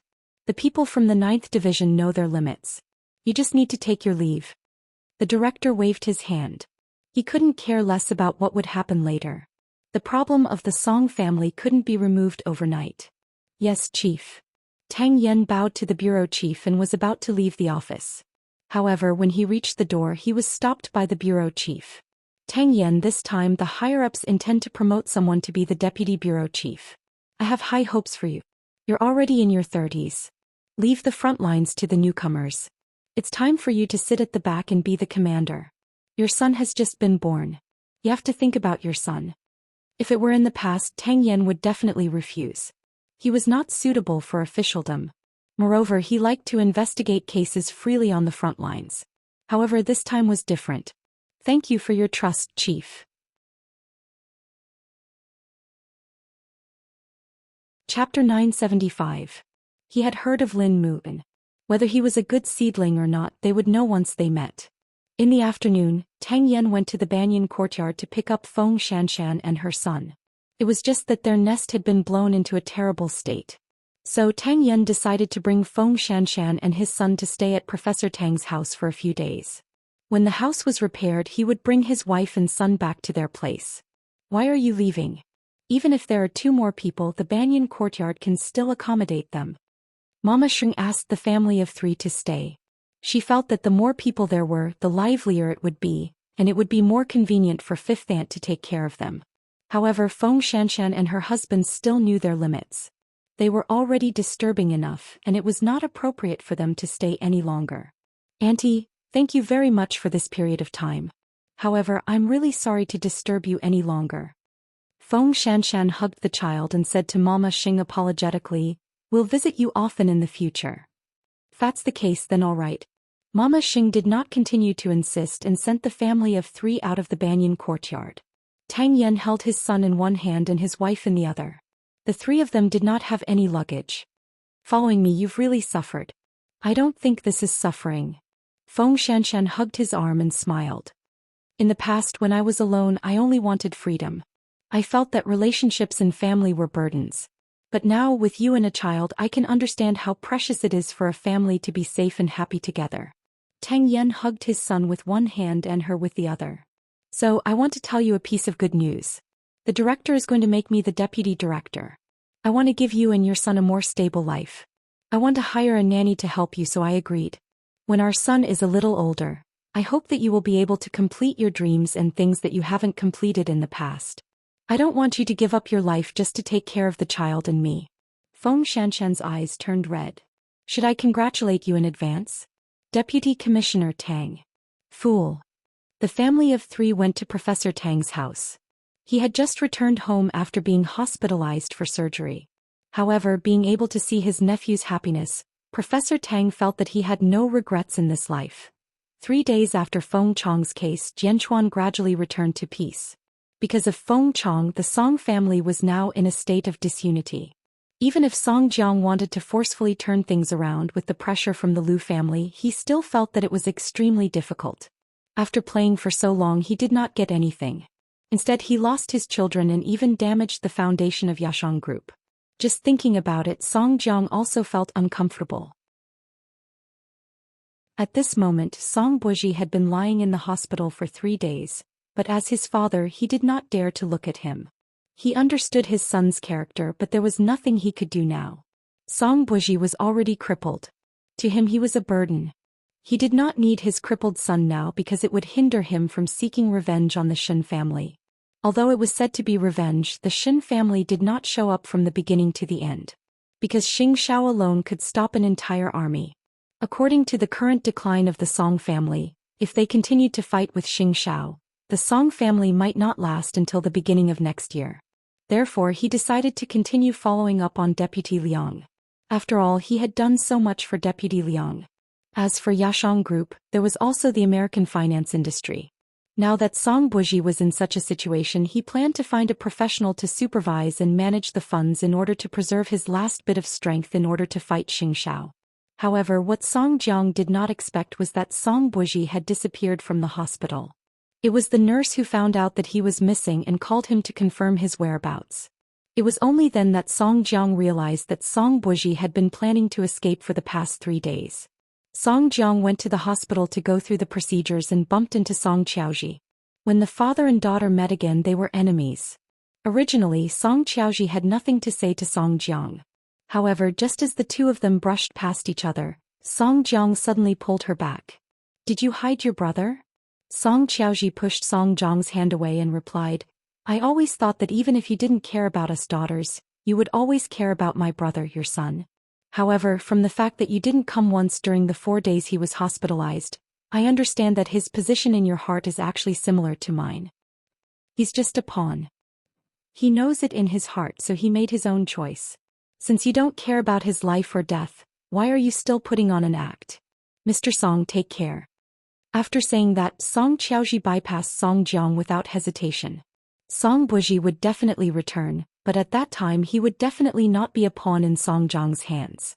As Xianxia had expected, the Song family didn't even have time to deal with him now.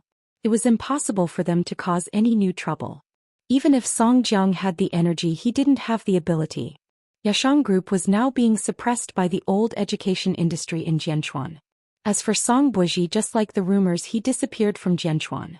He didn't care about the life and death of Yashang Group at all. As a result, Yashang Group announced its delisting, and a new team took over the subsequent operations. This indirectly explained Song Jiang's current predicament. On the other side, Tang Yan's promotion was put on the agenda. Actually, according to his qualifications, he was more than qualified to be the deputy chief. It was just that he had always been arrogant and unruly. Now that he had a wife and child, he put away his thoughts of being a prodigal son and wanted to give his wife and child the best family atmosphere. A month later, the trainee police officers had to report to the police station. The chief asked him to guide the newcomers. He wasn't interested in anything else, but he wanted to have a good look at Lin Mu-un. Ever since Feng Chong and Song Jiang stopped causing trouble, life seemed to have suddenly returned to its former calm. Mu Qiqi was still at home focused on giving birth.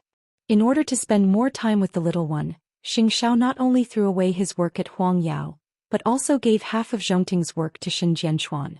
Xin Jianchuan was such a considerate father-in-law. Knowing that his daughter couldn't leave her son-in-law, he took the initiative to volunteer. After passing the board of directors' resolution, he became one of the vice presidents of Zhongting. Therefore Xianxia only worked half a day now. The rest of the time he could accompany Mu Qiqi at home to tell stories, do prenatal education, and even pick out clothes for the child and decorate the baby's room. Sometimes even he himself would be in a daze. He had never thought that he would have such a day when he would do things himself.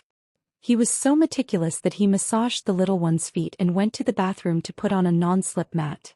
If outsiders knew that Xianxia, who was so famous in Jianchuan, was a slave to his wife at home, who knew how many people would be shocked. Thinking about it, Xianxia sighed, but he still took the little one's favorite fruit upstairs. Chapter 976. When Mu Qiqi was 9 months pregnant, she rarely went out. However, she would still go with Xianxia to some training courses for new parents. However, it was very strange. Mu Qiqi was clearly a medical student, but when it came to parenting, she could embody the characteristics of a science student. Xianxia could learn many things in one go, but she always had to learn it several times. Was she really stupider than Xianxia? Whether it was dressing the child, giving the child diapers, or even bathing the child, she could embody the clumsiness of a science student. Why can't I learn it? Xianxia helped her sit down. When the child is born, there's no room for you to hold it. Mom and fifth aunt at home, second aunt and old Master Shen at the Shen family, and a lot of people from the Xing family. Do you think you can hold the child? If I can't hold my child, what's the point of giving birth? Sit well and wait for your confinement. What you're saying is that everyone will like the child and won't care about me. Xianxia had a deep understanding of a woman in the late stages of pregnancy. If you didn't pay attention to your words, you might be misinterpreted by this thing, just like now. What I mean is that everyone will help you share the burden. You're only in your early 20s. You have to recover and recuperate well. That's more like it. Mu Qiqi was satisfied. She sat on the sofa and watched Xianxia quickly revise and dress the baby again. Recently the baby had been moving very fast. She didn't know if it was because fifth aunt had fed it too much, but Mu Qiqi had a feeling that the naughty child would come out early before the due date. With the careful care of her family, she was naturally not worried that no one would take care of the baby after it was born. She was just simply afraid of giving birth, whether it was a natural birth or a cesarean section. Even if it was painless now, it would still be hell a month after giving birth. Although when she was dissecting, her hand raised the knife and cut open the belly of others, it was just a matter of an instant, but the feeling of the object lying in the hospital bed, that kind of feeling, made her continuously begin to start to feel cold. Back then she was the one who insisted on having the baby because Xianxia was in his early 30s. The children of his age were already in primary school. If she really waited until she was 26, wouldn't Master Xiao be an old man? The two of them had been together for so many years, and he had always been the one doing everything for her behind the scenes. Other than making some small things, she had never done anything for him, so this child was her ultimate gift. It was snowing in Jianchuan when he returned home at night. Mu Qiqi looked at the snowflakes outside in disbelief. After returning home, she drank the chicken soup that fifth aunt had made. Not long after lying down, she felt that something was wrong. Xiao, it hurts. It hurts for a while. The baby should be born early. Xianxia had just sat down when he heard her shout. He quickly got up. I'll contact the hospital right away. Mu Qiqi nodded repeatedly. Xianxia quickly went downstairs and told Papa Sheng to drive. The whole family changed their clothes and took their things. Then they hurriedly sent the little one to the hospital. Because it was her first labor, the labor pain lasted for a long time. Therefore, after Mu Qiqi entered the hospital, the pain continued for several hours.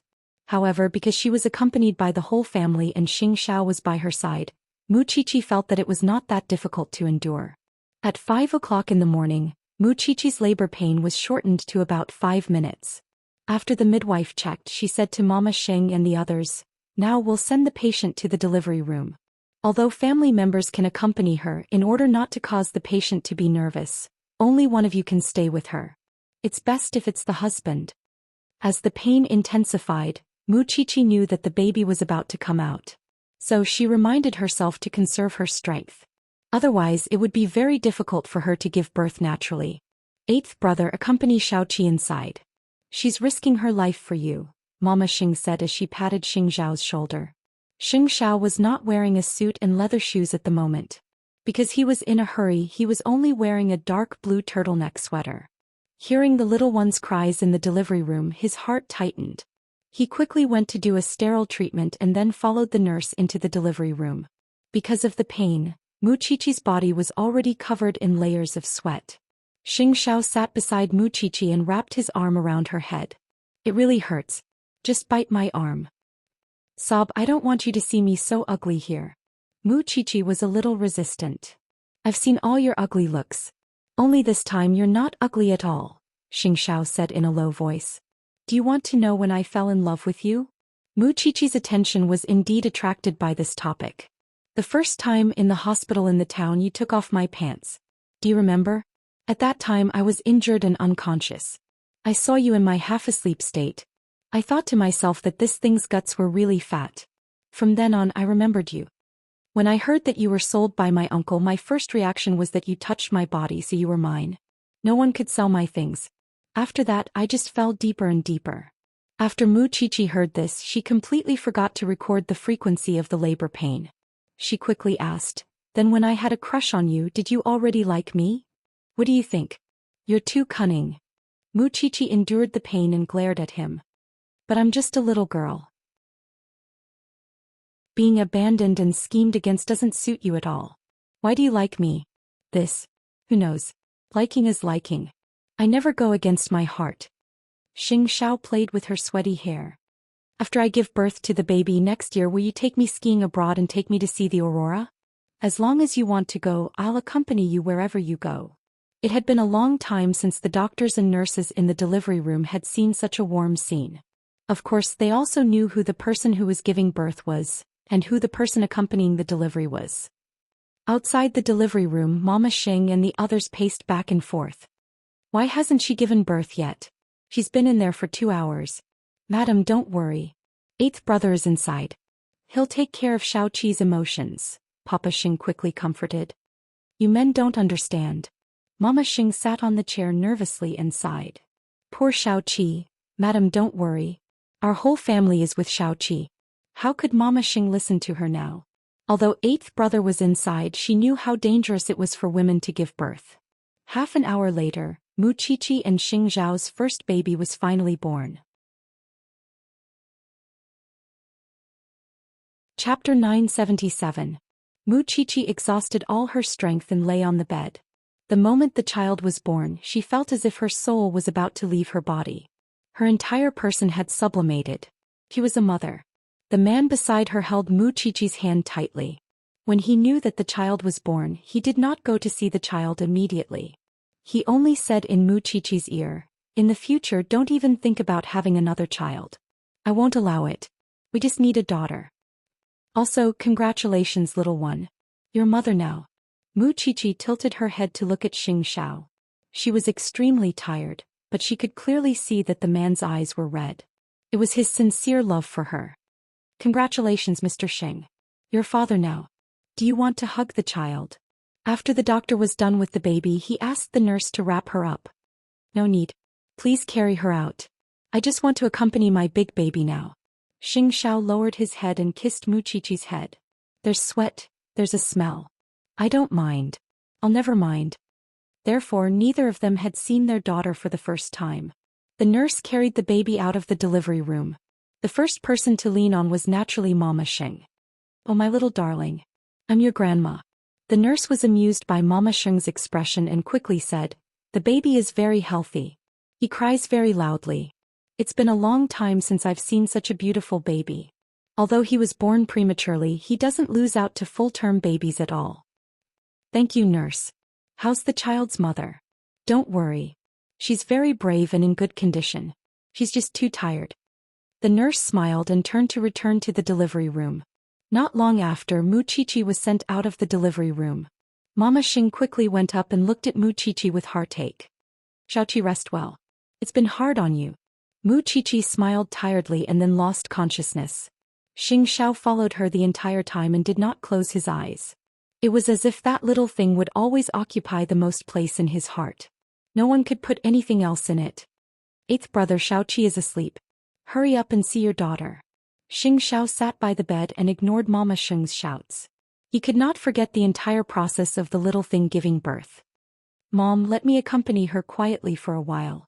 Mama Xing could understand her son's feelings for Xiaoqi, so she said, okay, I'll take the baby out first. However, the baby needs to be fed later. The sky soon brightened. It was a night worth remembering for the Xing family. After that, the old men of the Xing and Shin families were quickly informed about Muchichi's labor. The two old men were overjoyed. Even though old Xing was still sick, he couldn't care less. He asked Xing Kai to drive him to the hospital. Muchichi woke up after sleeping for 2 hours. She had recovered a lot, but all kinds of postpartum pain came as expected. She only saw her and Xiaoxiao's daughter 2 hours later. Because she needed to feed him, she carefully held him in her arms. At this time, Mama Xing leaned her arm against her. The child has tortured you for so long. Eighth brother is so angry that he still refuses to hold his daughter. Mommy, maybe Xiaoxiao is still not used to the change of identity. He's my son. I know him better than anyone. In his heart, even if his daughter is born, he will still love you the most, Mama Xing said with a smile. By the way, who will name the baby? Xiaoxiao said before that he would let my grandfather do it. Muchichi lowered her head and looked at the little one who was drinking milk. She revealed a very different smile. It seems that you can't be called Xing Batian. A moment later, Xianxia returned from the bathroom and saw that the little one was breastfeeding. He asked fifth aunt if the chicken soup for Muchichi's body had been heated up. Muchichi glanced at the baby and then at Xianxia. Hold your daughter. I want to see you hold your daughter. Xianxia glanced at her and sighed. Then he walked to her side and took the little girl in the swaddling clothes. Muchichi's eyes turned red when she saw this scene. I finally got what I wanted. Are you hungry? Xianxia was holding his daughter in his arms, but he was still worried about her. I'm not hungry. Muchichi felt warm but helpless. Was this man really necessary? Soon, the two old men rushed over, and the ward became lively all of a sudden. Where is my great-granddaughter? Let me go first, let me go first. The two old men started arguing. At this moment, Muchichi coughed softly. The group of people were naturally chased out of the ward. At the door of the room, Xin Jianchuan poked his head out. When everyone was fighting to see the child, as a father, the first thing he thought of was his daughter. Daddy, are you all right? Xin Jianchuan touched her palm and was relieved when he found that it was warm. Don't worry, I'm fine. Don't you know what your son-in-law is like? Muchichi gestured at the man beside her with her chin. If he didn't dote on you so much, I wouldn't have agreed to you having a child at such a young age. Xin Jianchuan snorted. If your mommy was still here, she would be gratified to see this scene, wouldn't she? Daddy, I'm already a grandfather. I can't stand it if you're like this. Xin Jianchuan patted the back of Muchichi's hand and felt comforted. Recover well. You can't be careless during your confinement. Don't worry. If I'm not feeling well, your son-in-law will definitely be the first to find out. Muchichi looked at Xing Zhao's sullen face and burst out laughing. Then have a good rest. Daddy will go out.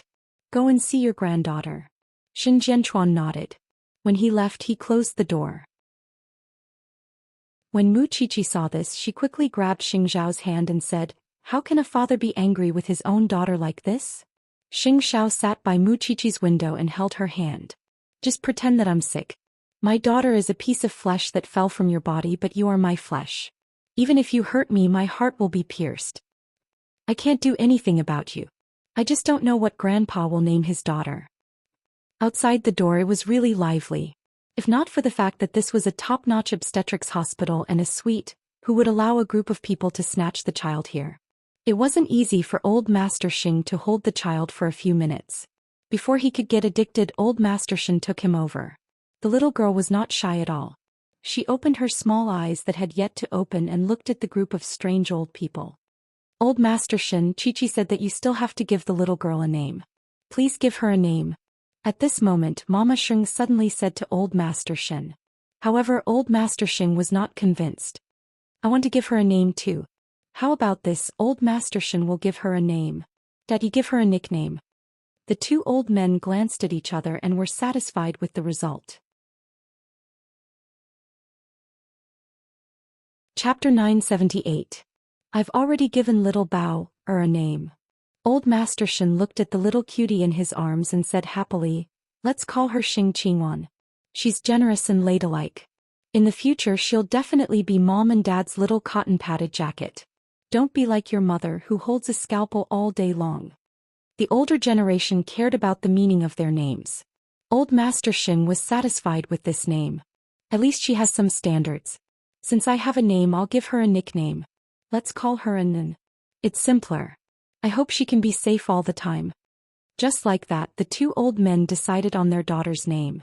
It seemed that Mu Qiqi did not give birth to her and Xing Zhao's daughter. Instead, she gave birth to a daughter for everyone. This was because after her daughter was born, she really did not hug her other than when she was breastfeeding. There were people who rushed to check up on the child, change diapers and put on clothes. It was no wonder that Xing Xiao had told her not to study so carefully. However, Xing Xiao was happy to see this result. All in all, the ward was bustling with activity for 3 consecutive days after the child was born. Feng Xianxian only came to see Mu Qiqi after settling her son down 3 days later. Are you feeling okay? Feng Xianxian saw her sitting on the bed and could not help but ask, do you feel like you want to sleep even when you're standing? Of course. You should be content. Other than breastfeeding, everything else is already very easy with your family around. Feng Xianxian pushed her head enviously. We have 2 lives. But you don't think you're working hard at all, do you? Because she had given birth to the child of the man they loved. That kind of happiness filled the hearts of the 2 women at all times. Didn't you get what you wanted now? It was not easy for her to see her daughter sleeping soundly in her arms. Mu Qiqi was indeed very satisfied because it was too magical. This child had her and Xiao Zhao's blood flowing in her body. It was no wonder that children were the link between parents. Tisgates, look at you smiling like that. Feng Xianxian could not stand it anymore. In addition, Xing Xiao had also entered the ward, so Feng Xianxian found an excuse to leave and left the space for the family of 3. Mommy and 5th aunt have gone back? Well, it's finally quiet. Xing Xiao took off his coat, hung it on the hanger and walked to the mother and daughter. At that moment, Mu Qiqi coughed a few times. Xing Xiao put the blanket that he had prepared on Mu Qiqi. I'm going to catch a cold. Who's the one feeling uncomfortable? Xiao, do you think our daughter looks more like you or me? It's natural for a daughter to be like her father, Xing Xiao answered as he hugged the mother and son. But I hope she's like you, this is our daughter. Mu Qiqi smiled like a child because this was the scene she had been looking forward to for a long time. She was holding the child and Xing Xiao was holding her. It was said that women would become gentle after giving birth, and that was indeed the case. Lean on me and sleep for a while. When the little thing wakes up, it will ask you for milk. Xing Xiao said in a low voice above her head. Although I also want to try what it tastes like. Indecent. Although Mu Qiqi was scolding him, she still felt a strong sense of sleep in his arms. Xing Xiao tightened his grip at that. Especially when he looked at the woman in his arms. Because she had to feed the baby, she did not rest much. He wanted to call Mama Xing immediately and only feed this little thing formula in the future. That night there was only the 3 of them in the hospital. Although they were tired, it was the same as Mu Qiqi's dream life. In fact, she knew that Xing Xiao had less rest than her. When she was feeding, Xing Xiao had to help. When she was asleep, Xing Xiao had to take care of them. Thinking of this, she could not help hugging Xing Zhao's waist. You've lost weight these few days. Does your heart ache? Xing Xiao asked as he hugged her. Yes. My heart aches too. So after you're discharged, I'll go for a vasectomy. He was determined not to have another child. One was enough. It was still snowing in Jianchuan at night. However, the Shin family was not ordinary tonight. Because no one expected that the second son of the Shin family would be taken away by the discipline inspection team in the evening. At that time, Grandpa Shin was eating at the Xing family's house. When Huang Yu saw this, she panicked. Could it be that her husband had really made a mistake? That was impossible. He had always been honest. Thinking of this, Huang Yu immediately went to Shin Jianchuan. Brother, I already know. Don't tell Dad about this for the time being. I'll use my connections to find out what exactly it is about. Shin Jianchuan comforted Huang Yu. It's useless for you to be anxious now. Okay, I'll calm down first. But my second son has always been well behaved. I don't believe he's that kind of person. Don't worry. I'll get to the bottom of it. So, after nightfall, Shin Jianchuan left the Shin family with his black hood on. Naturally, he believed in his brother. The other party must have known that Xiaoqi had given birth and eighth brother had no time to deal with it.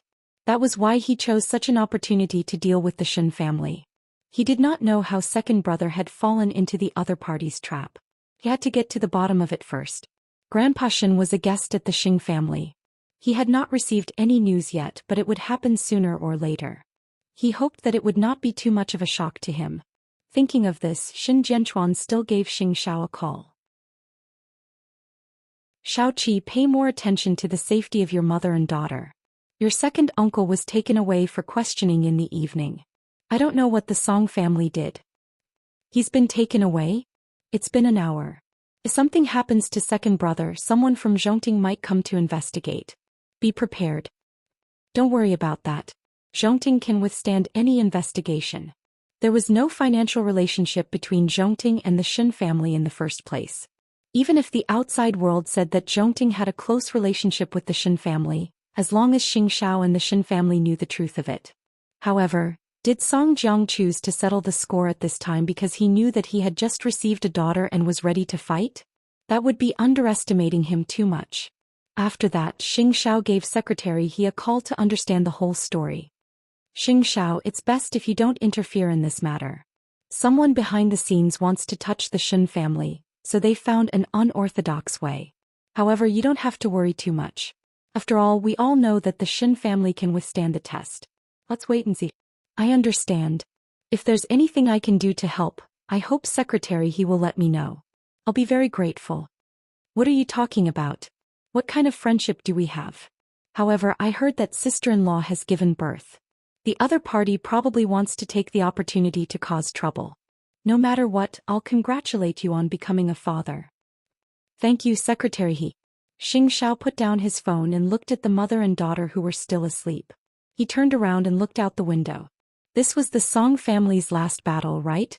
Because the Song family's funds could only support Song Jiang to this point.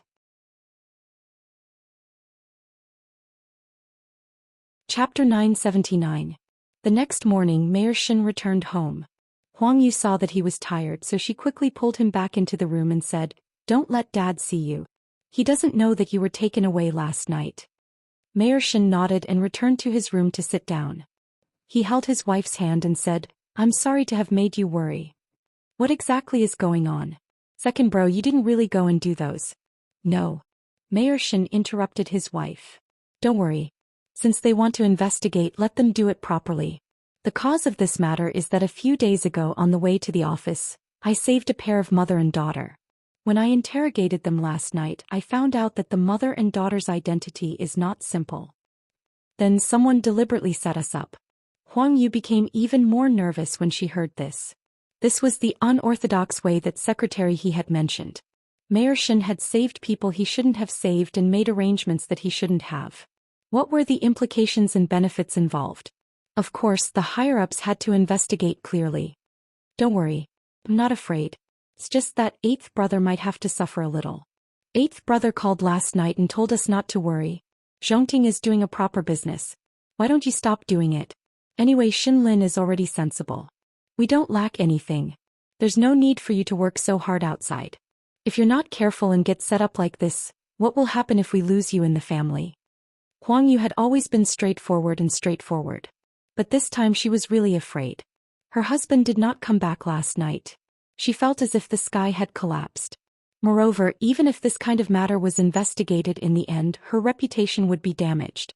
She would not be able to return to her original position. Don't make such a big deal out of it. Things haven't reached that stage yet. I know who the people behind this are. I also have friends. They will do their best to help me. Don't worry. No matter what, big brother and eighth brother are still here. Huang Yu thought about it carefully. She knew that it was useless to worry, so she stood up and turned on the water for her husband. Take a good bath first and rest. No, I have to go out. Otherwise, Dad will be suspicious. He will go to the hospital to see Xiaoqi later. Don't worry. Mu Qiqi woke up in the morning and noticed Xing Zhao's unusual behavior. He had been accompanying her in the hospital for the past few days. Her father was in charge of Zhongting's matters. However, since midnight, Mu Qiqi had received more calls. Although she was very tired, she knew what she was doing. Therefore, when fifth aunt came over, Mu Qiqi said to Xing Xiao, if Zhongting has something, go. Go. Go. I have so many people here.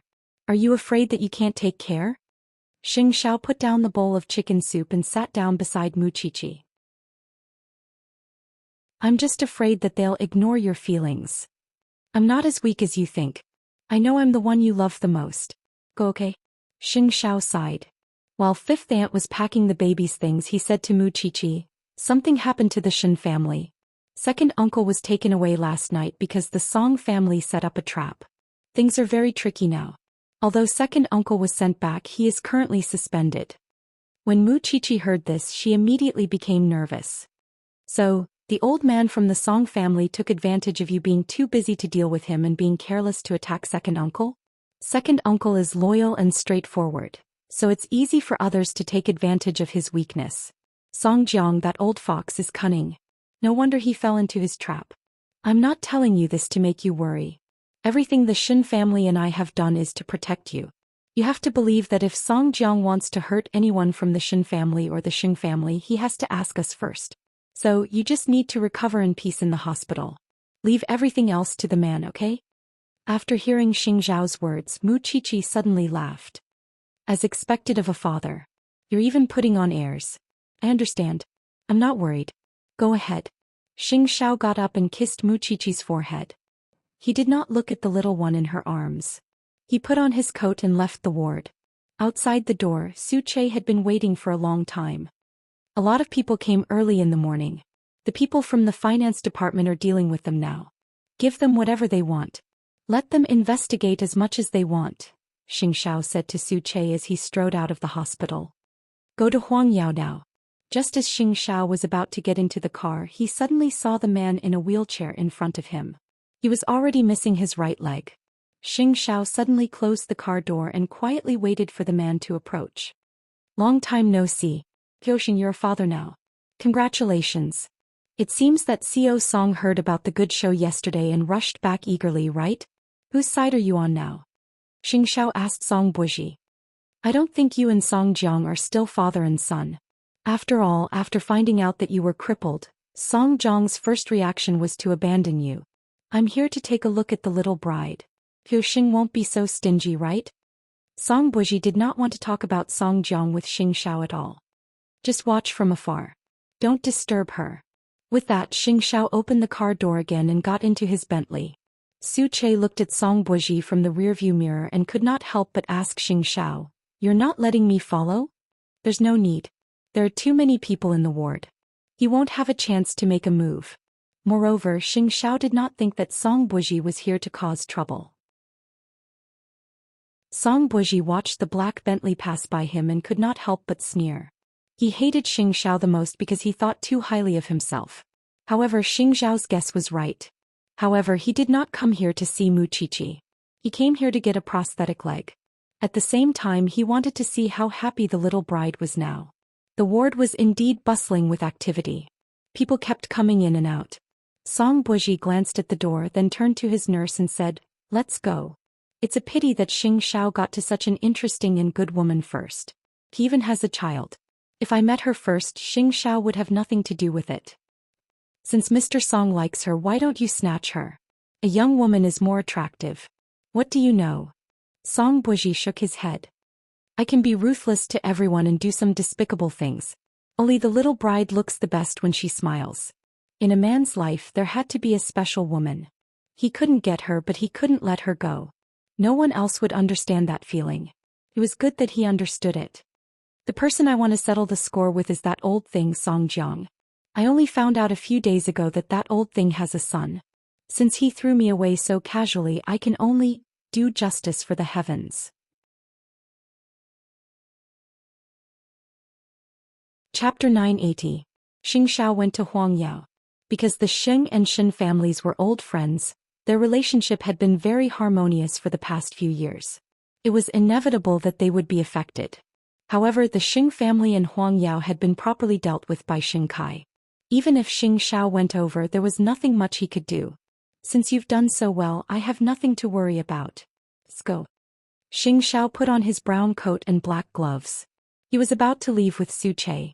However, Xing Kai caught up to him and said, "Eighth brother, just take good care of the Shen family. Leave the Xing family to me." "Of course I'll leave it to you. Don't forget I've already married into the Shen family." With that, the corners of Xing Zhao's lips curled up. There was a hint of relief in his smile. He could leave Huangyao with peace of mind, a brand new Huangyao. Now that the enemy was in front of them, it was fortunate that the Xing family was no longer in a state of disunity. As long as the family was united, it would be easy for them to overcome the difficulties. However, the matter did not hide it from old Master Shen for long. After all, he also had friends. When his old friends called him out of concern, he naturally knew that something had happened to second brother last night, but no one in the family told him. Thinking of this, old Master Shen returned home from the hospital and asked Huang Yu, "Where's your husband?" Huang Yu did not know that old Master Shen would be back so soon, so she stammered and could not answer. "Why didn't you tell me that something so big had happened?" Huang Yu was shocked. She knew that she could not hide it anymore, so she explained, "We were afraid that you would be worried. Call boss immediately and ask eighth brother to come over." Old Master Shen snorted angrily with his hands behind his back. "I'm not a persimmon. I'll go soft if someone pinches me." Huang Yu quickly did as she was told. After answering Shen Jianchuan's call, she called Xing Xiao and finally went to the room to wake her husband up. Then the whole family of men held a meeting in the Shen family's living room. "Dad, it's my fault. I didn't do it well and let you down." "What did you do wrong? You want to apologize to me? You just saved someone. There's no need." The mother and daughter that Mayor Shen saved were economic criminals who were on the run. At that time they were beaten up by a man on the street and no one went up to help. Mayor Shen got out of the car to save them and asked his secretary to send them to the hospital. However, no one expected that the mother and daughter were arranged by Song Jiang, and there were many unknown secrets behind them. They were arranged by the secretary. If the police couldn't catch them, they would definitely think that they were involved or even accomplices. Old Master Shen sat on the chair and replied forcefully, "I should have expected that scumbag Song Jiang would choose this time to make his move. In the end, it's a grudge from more than 20 years ago. I should have settled it a long time ago. Second brother, your identity is very important right now. It's not convenient for you to go out. You should stay at home and wait for the investigation." "Boss, although I know you don't want me to negotiate with Song Jiang, I want to meet Song Jiang about this matter. I want to see that old bastard's face. After all, the person he hates the most is me." "As for eighth brother, you've already been a shield for the Shen family many times. Don't charge into the fray anymore. You're also a father now. Above you there's Jianchuan and me. I'm just old, but I'm not stupid. There's no need for you to leave me out of everything. Jianchuan, come out with me. These old bones haven't moved for too long. It's time for me to go out and meet my old friends." Shen Jianchuan understood what the old man meant. The higher-ups knew about what happened 25 years ago. Because of this matter, the Shen family was now in a state of chaos. At the end of the day, it wasn't that the old man couldn't handle such a small matter. It was just that Song Jiang's methods were too despicable and shameless. But no matter what, second brother had already suffered a loss in this matter. After the matter is investigated, second brother, you should make your own plans. Dad, you don't have to worry about me. I have a clear conscience. Mayor Shen didn't care about a villain at all. I don't regret the decision I made 25 years ago. I only regret that I didn't deal with that scumbag Song Jiang at the same time. That's why so many innocent lives were harmed. What a sin. Since the old man had come forward, Huang Yu's heart that was hanging in midair was no longer worried. She didn't care what her husband would do in the future. Since he was already at this age, why not retire and enjoy his blessings? However, to clear Mayor Shen's name, he had to start with the mother and daughter. Why couldn't the police find them? It was because Song Jiang had hidden himself. Of course, he had to let the professionals do it. Therefore, after leaving the Shen family, Xing Xiao called Tang Yan. He was no longer in charge of the front lines because he was now the deputy chief of the branch office. I wonder if Deputy Chief Tang has time to follow up on Song Jiang's case for the last time? Xianxia sat in the car, but his gaze was on the entrance of the branch office next to him. I got the news, Tang Yan answered Xianxia directly. He didn't beat around the bush. Publicly, Bai Sini's case hasn't been solved, so of course I'm concerned. Privately, I'm the Xin family's godson-in-law. I can't just stand by and do nothing when something happens to the Xin family. I know what you're looking for. I've already collected basic information about the mother and daughter. As long as they're in Jianchuan, they'll definitely be found. In terms of ability to find people, I trust you in all of Jianchuan. Xing Zhao's affirmation was extremely useful to Tang Yan. Therefore he smiled and only said 4 words, "Wait for my news." The mother and daughter were the source of everything. They were also the key to sending Song Jiang to hell. After hanging up the phone, Tang Yan called Lin Mu-en, a trainee policeman, into his office. "I have an errand for you. Please give me your instructions, Deputy Chief." Lin Mu-en was very convinced by Tang Yan. After all, his name was well known in the police world. "Take a look for yourself." Tang Yan handed the information to Lin Mu-en. "You're a newcomer. No one will notice you if you go out. I'll give you 1 day. If you make a breakthrough, I'll consider you qualified." "Yes, sir." Lin Mu-en took the information and left Tang Yan's office. This was his first test as a trainee policeman. Tang Yan had given him the task of finding someone. Of course, when he was doing this, Tang Yan had already asked the chief. Back then, Bai Sini's cases had almost caused Old Qing to lose his life. He still owed Old Qing an explanation. The chief knew that he couldn't let it go, so he only gave him 3 days. Therefore, while Lin Mu-en went out to look for information, Tang Yan would personally disguise himself. After all, he had promised Xianxia that he would give him news as soon as possible. Song Jiang's time was up. However, it was unknown whether he would die in the hands of Xianxia and the others or his own son. Chapter 981. Song Jiang was indeed staking everything on one throw because he had already cut off all his escape routes. He did not care who would benefit from this, he just wanted the Xin family to not have peace. Therefore he spread the news that second brother of the Xin family was suspended. Over the last few years, the Xin family and Zhongting had been relying on each other and flourishing in Jianchuan. Now that the Xin family was suddenly being investigated, wouldn't Zhongting be next? The outside world was discussing spiritedly, and the matter of the Xin family was spread to the ears. And in such a situation, no matter what the Xin family did, it would be magnified infinitely, and even people would casually spread rumors. How many mistresses did second brother Xin have? How many villas did he have? When these people spread the rumor, they even knew to add pictures. Their ability to fabricate stories was top-notch. Xin Lauer was annoyed, but he couldn't defend himself. However, from Xing Zhao's point of view, Zhongting's public relations department and legal team were not to be trifled with. When Mu Qiqi saw the news in the hospital, she could not help but feel indignant for second uncle. However, they were in the eye of the storm now. Whoever spoke out would be beaten into a sieve by the keyboard warriors. This Song Jiang is really hateful. Mama Sheng saw how angry she was and said, "Let Song Jiang be proud. In any case, he's already at the end of his rope.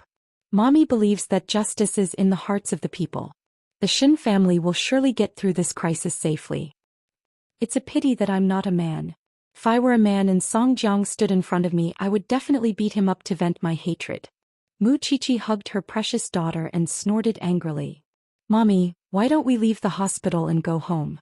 We'll feel more at ease this way. You don't have the final say in this matter. The doctor has to say it." Mama Sheng looked at her and said, "But I also want to do something within my power." She wanted to help find the whereabouts of the mother and daughter, so that she could prove second uncle's innocence as soon as possible. "Your mission now is to recover well. Once you're out of confinement, I won't stop you wherever you want to go." Mu Qiqi thought about it carefully. Of course, she comforted herself not to be willful.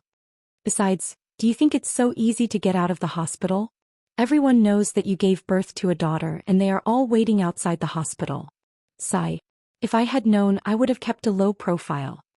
As Mu Qiqi sighed, the baby in her arms started crying. Mu Qiqi quickly coaxed her. "Isn't it Daddy's jacket but not Mommy's? All right, little pitiful. Don't you have to cry? The Xin family was in a mess. Song. Song song song. He wanted to make the Xin family into a foul atmosphere and become notorious. That his years of planning would not be wasted. Xin. According to Xin, it had it. According to the information provided by the passers-by and the surveillance footage, Mayor Xin's secretary had kindly bought bus tickets for the mother and daughter. It was said that they were returning to their hometown. He found was Shan Tang on Tang and on Tang. He had time. He found Found Du train. Dong, Heon sect. Other Ming. Li. How? In other words, he was still in Jianchuan. Lin Mu, and went to exit number 5 and saw several snack bars and beggars at the exit. The first thing Lin Mu and did was ask for the surveillance footage from the snack bar. Tang Yen had said that he must have a breakthrough today. Otherwise, he would not be considered qualified. However, the surveillance cameras in the snack bar did not record the mother and daughter's whereabouts. Then Lin Mu and tried asking the homeless man at the door. He didn't think that these people who only had money in their eyes would remember or even see the mother and daughter. This pair of mother and daughter? I have, but I will only tell you where they went if you give me money.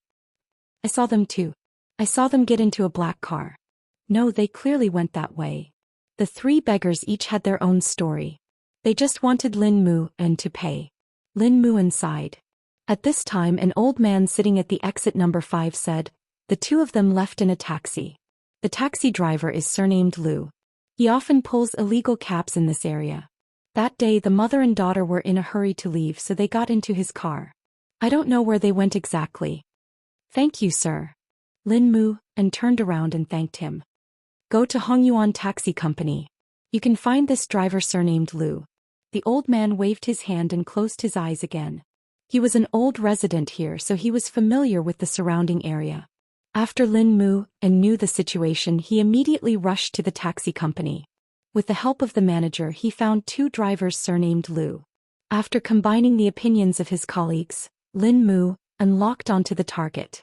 Only God knew how much effort he had put in to get to this point. By the time he found the driver surnamed Lu, it was already evening. It was snowing in the sky of Jianchuan. It's not easy to find you. Lin Mu forced himself into the driver's car and took out his ID to catch his breath. When the driver saw that it was a police officer, he was a little nervous. Officer, I didn't do anything wrong. Don't arrest the wrong person. Then tell me one thing first. Have you seen this mother and daughter in the photo? Lin Mu took out the photo and asked the driver. The driver took a few glances and scratched his head. I think I've seen them. I even quarreled with this woman. Yes, it's this B*T. She got out of the car in a hurry to reincarnate and didn't even give me enough money. Where did she go? A residential area on Chongwen Road called Tianhiyuan. What else? Lin Mu continued to ask, if you missed anything about you driving an illegal cab, don't, officer. After sending the mother and daughter to their destination that day, the woman got out of the car with the little girl. I saw that she didn't give me enough money, so I immediately drove after them. Who knew that there would be 2 strong men behind her? They entered the gate of the residential area together. I was afraid of getting into trouble, so I didn't get out of the car. In other words, the mother and daughter were now hiding in Tianhiyuan. I've remembered you and your license plate. If you dare to lie, The driver quickly waved his hands and begged for mercy. Officer, I'm just a small driver. You don't have to be angry with me. Lin Mu let out a breath and finally let the driver go. He got out of the taxi. Then he stood by the street and called Tang Yen. Deputy Chief, I found out that they're in Tianhiyuan. They're not in Tianhiyuan, Tang Yen immediately replied on the other end of the phone. How do you know? Logically speaking, if you can follow the clues to Tianhiyuan, then the other party will also know that they left something on you. So, going to Tianhiyuan is just for show, but the destination is definitely not there, Tang Yen replied. So the information I found is useless, right?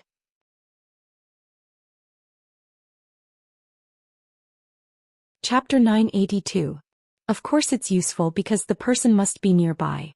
If the other party didn't have any other plans, he could have sent them out of the country directly. That way no one would be able to find them. However, the other party left 2 witnesses in Jianchuan. In other words, there's a next step.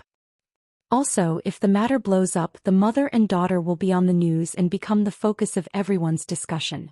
Living in a place with a complicated environment will definitely attract attention, and it's not convenient to move. So, which area is suitable for hiding and is not easy to find? Pay attention to it. Lastly, you have to pay more attention to the little girls nearby, especially those who come out to play alone. After listening to Tang Yan's words, Lin Mu and deeply felt that he still had a long way to go. With his current level of martial arts, he was really a 3-legged cat. Then did I not complete the first task you gave me? It's already not bad. Tang Yan said sincerely, because you have to know that the mother and daughter you're looking for are being hidden by a murderer who created a murder case and has yet to be solved. It's getting cold. Find a place to rest and pay attention to your own safety. Understood, Deputy Director. Thinking about it, Lin Mu and was a real young master. Even though he was now an intern police officer, he was still the grandson of the Lin family. Tang Yan knew that with the power of the Lin family, Lin Mu and did not need to suffer for many years like him. As long as Lin Mu and was willing to suffer for the first 3 years, it was only a matter of time before he was promoted. Fortunately, Lin Mu and was indeed down to earth. He didn't look like a young master at all. In order to find the mother and daughter as soon as possible, Tang Yan immediately asked Old Qing to check all the surrounding buildings and analyze the residential buildings where people could hide. In the end, he locked onto a high-end residential area 3 streets away from Tianhiyuan. Then Tang Yan called Xianxia. I have news, but I need manpower. How much? Xianxia did not expect Tang Yan to be so quick. For at least half of Su Che's skills and quick thinking. I'll give you my contact number in half an hour. If the mother and daughter were really in a high-class residential area, then they would definitely be protected, and the residential area would also be monitored. Therefore, Tang Yan wanted to alert the enemy and cooperate with Lin Mu, and to enter the neighborhood to confirm. Song Jiang did not know that Xiao and the others had already found the approximate location of the mother and daughter's hiding place. He was now enjoying the pleasure of ruining the reputation of the Shen family. However, this feeling did not last long. Very soon the officials came out to refute the rumors. All the rumors about the Shen family were false. He also hoped that the netizens could make good use of the internet environment and not be biased.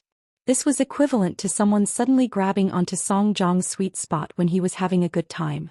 Soon all the keywords on the internet were withdrawn and could no longer be searched. Song Jiang was very angry. However, even so, the Shen family's image was no longer what it used to be. Don't worry, I still have a second shot. Just as Song Jiang was feeling smug, an uninvited guest came to the door. Song Jiang never expected that his son, who had been missing for more than a month, would suddenly return in a wheelchair. Compared to a month ago, Song Buji had a buzz cut and his gaze was sharper and deeper. I've only been gone for a month and Dad doesn't recognize me? Song Jiang smiled and lowered his head to hug his son. Of course I do. Welcome back, my son. I thought you didn't want to see me at all. Song Buji smiled easily, but his words carried a deeper meaning. The father and son were separated by their hearts. No one knew what the other was going to do next. Of course, Song Jiang did not know the purpose of Song Buji's return. Buji, you won't blame Dad, right? Song Jiang asked tentatively. When Dad went back to look for you after dealing with the Yashang group, you were already missing. Do you know how anxious you made Dad? I just couldn't accept the fact that I was crippled for a while, but now I've thought it through. Song Buji looked very calm. It's good. Let's have a good drink tonight. Drink? Song Buji smiled coldly. He did not come to Song Jiang's side to be filial. However, he would let Song Buji be happy tonight. Tomorrow he would let Song Jiang know what it meant to draw water with a sieve. The winter night was so long. Lin Mu and found a place to lie down for half an hour. Then he met up with the 4 men Tang Yan had found. The few of them had to make a plan tonight and settle the property in the neighborhood. Tomorrow they would be able to confirm if the mother and daughter were really hiding here. Late at night at the hospital. This was the first time Lu Qianxian had called Mu Qiqi after she gave birth. There were a few apologies on the phone because she had been very busy recently. Qiqi, I'll definitely come to see my goddaughter tomorrow. You won't blame me, right? I don't even remember who you are. Mu Qiqi hugged her daughter and couldn't help but laugh at her. Lin Mu, and has already gone to the branch office for an internship. Just take pity on me. He just called me and said that he won't be coming home tonight. He's only interning for a few days and he's already not going home. Then you'll have to get used to it in the next few years, Mu Qiqi said honestly. He's about to become a real police officer. It's common for him to go out in the middle of the night and not go home for a few days. I regret supporting him now, Xianxia couldn't help but complain. Xianxia couldn't help but complain. I thought that since he moved home from the police academy, we would be able to spend more time together. Let's not talk about this. Tomorrow I'll go over and see who my goddaughter looks like. Logically speaking, Tang Yan shouldn't have given Lin Mu a big task during his internship, nor should he have stayed home all night. However, Xianxia came and gave her an answer. Tang Yan asked Lin Mu to find the mother and daughter's whereabouts. It seems that the deputy chief has the intention of grooming Lin Mu. Have you found the mother and daughter? Soon. Xianxia took over the task of carrying his daughter so that Mu Qiqi could rest. Does Song Jiang think that by discrediting the Xin family he's taking revenge on them? Although Grandpa does care about reputation, he cares more about whether the family can be together. And Xiao, aren't you curious where Song Buji went? I have a feeling that this person will come out and slap his father in the face. Xianxia suddenly looked up at Mu Qiqi. This person's sixth sense could be patented. I saw Song Buji yesterday. He's at the hospital. Huh. Mu Qiqi was puzzled. He came to cause trouble for you? He said that he wanted to see you, Xianxia said truthfully. Is there something wrong with him? Why is he looking at me? Mu Qiqi pointed at herself and laughed because it was really funny. He likes you. Mu Qiqi was speechless. How do you know? The look in the eyes of males. Xianxia snorted confidently.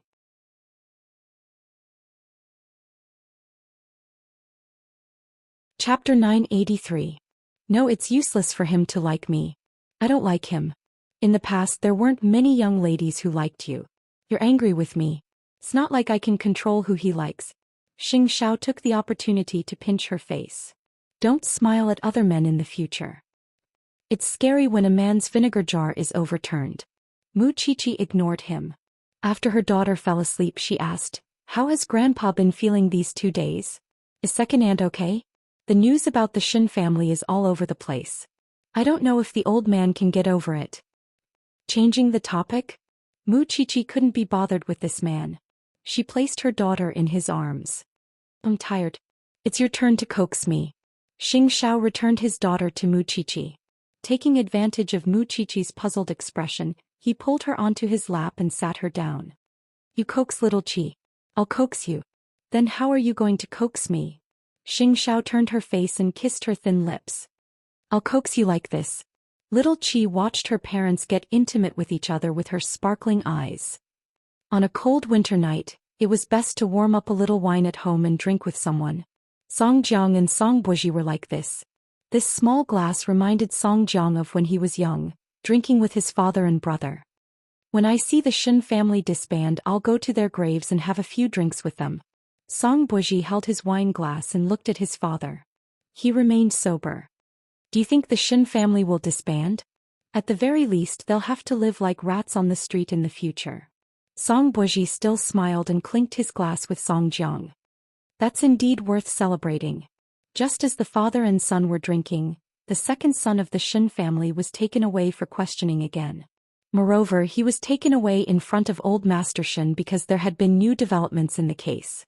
The secretary had been found to have a problem.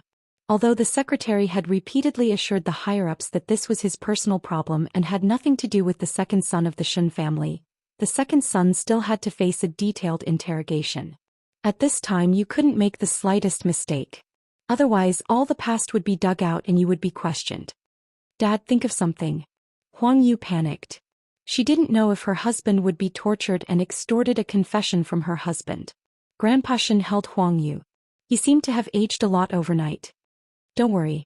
He will be back tomorrow morning. If that scumbag Song Jiang was standing in front of me, I would definitely kill him.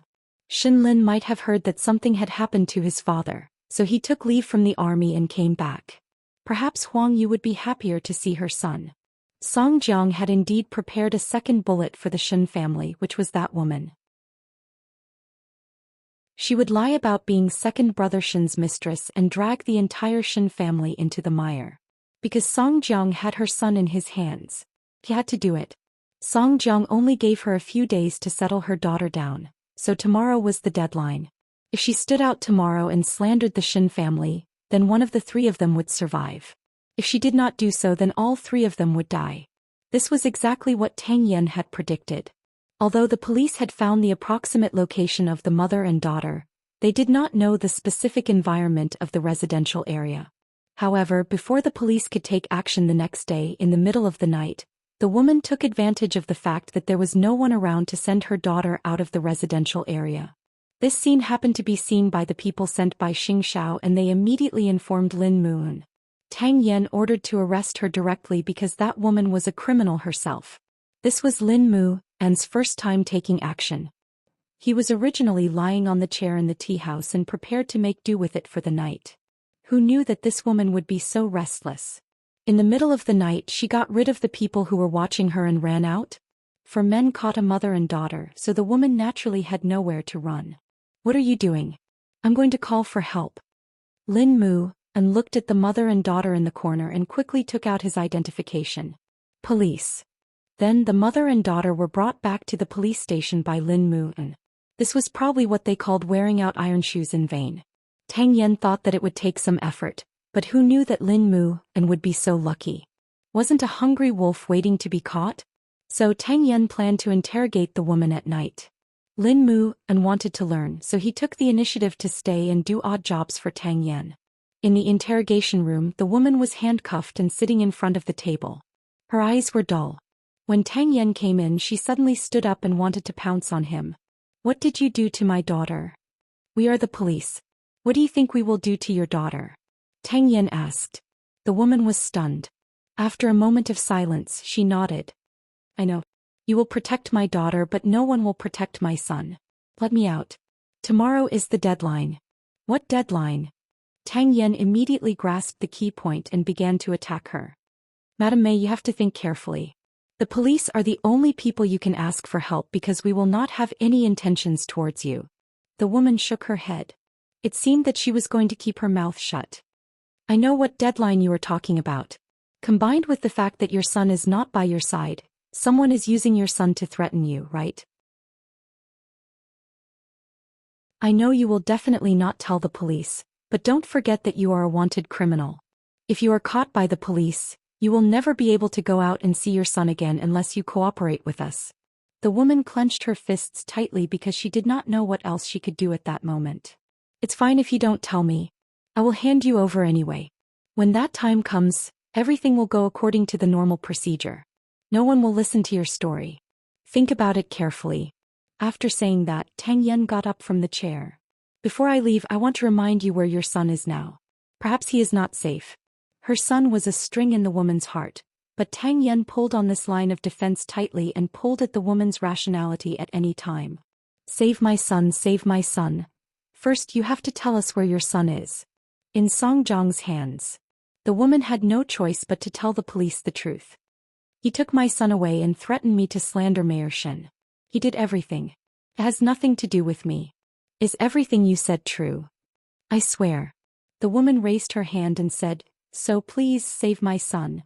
I do deserve it, but my child is not at fault."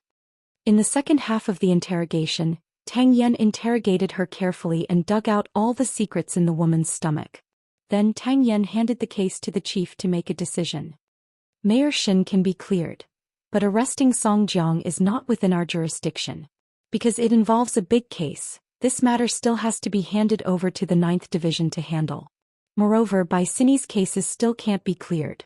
As long as we can interrogate Song Jiang, there is a possibility of prying open his mouth. I believe in the people of the 9th Division." After all, Xin Mei was such a stubborn person.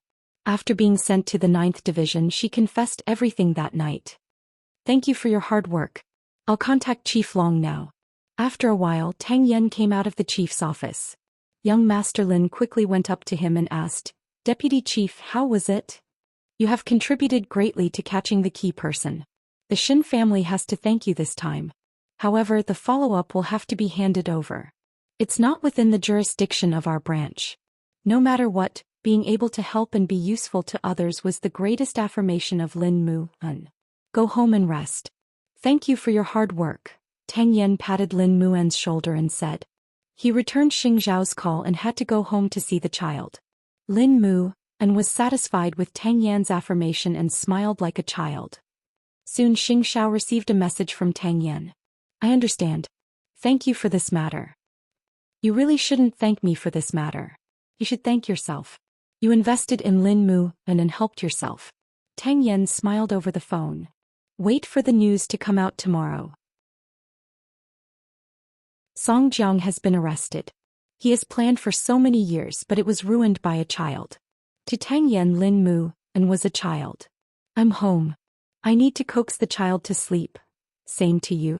Tang Yan almost forgot that this person was also a father. Therefore, the two of them laughed at the same time and hung up the phone. As long as Song Jiang was arrested, it seemed that this winter would become warmer. At the same time, Mu Qiqi was still breastfeeding Yan Qi. Seeing Xing Zhao's relaxed expression when he put down his phone, Mu Qiqi guessed that something good had happened. Is there news about the mother and daughter? They were caught by Lin Mu-en. Now the witness has been handed over to the 9th Division. Soon the Xin family's innocence will be proven. Lin Mu-en? Mu Qiqi found it unbelievable when she heard this. There really was a plan. Looks like I have to treat him to a good meal another day. No, I should make a banner for him. Just the thought of that old thing Song Jiang being arrested makes me excited. Xing Zhao looked at her helplessly and took little Qi. He even scolded Mu Qiqi dotingly, idiot. That night was really exciting. In the middle of the night, Song Jiang stumbled and clinked glasses with Song Buji. He was already drunk, but Song Buji was still very sober. Then Song Buji received a call. The person on the other end of the line informed Song Buji that the mother and daughter had been released according to plan. Why could the mother and daughter run out in the middle of the night? It was because Song Buji had done something to a few bodyguards. Otherwise, Song Jiang would not have made such a mistake. This was one of the ways he took revenge on Song Jiang. He wanted to see Song Jiang's expression tomorrow morning. The next morning, the sky had just brightened. Song Jiang suddenly felt someone kick his thigh. When he woke up from the table, he opened his eyes and saw Song Buji in a wheelchair. You're awake? Just in time. Someone's looking for you. Song Jiang propped himself up and saw several police officers standing behind Song Buji, including the boss of the 9th Division.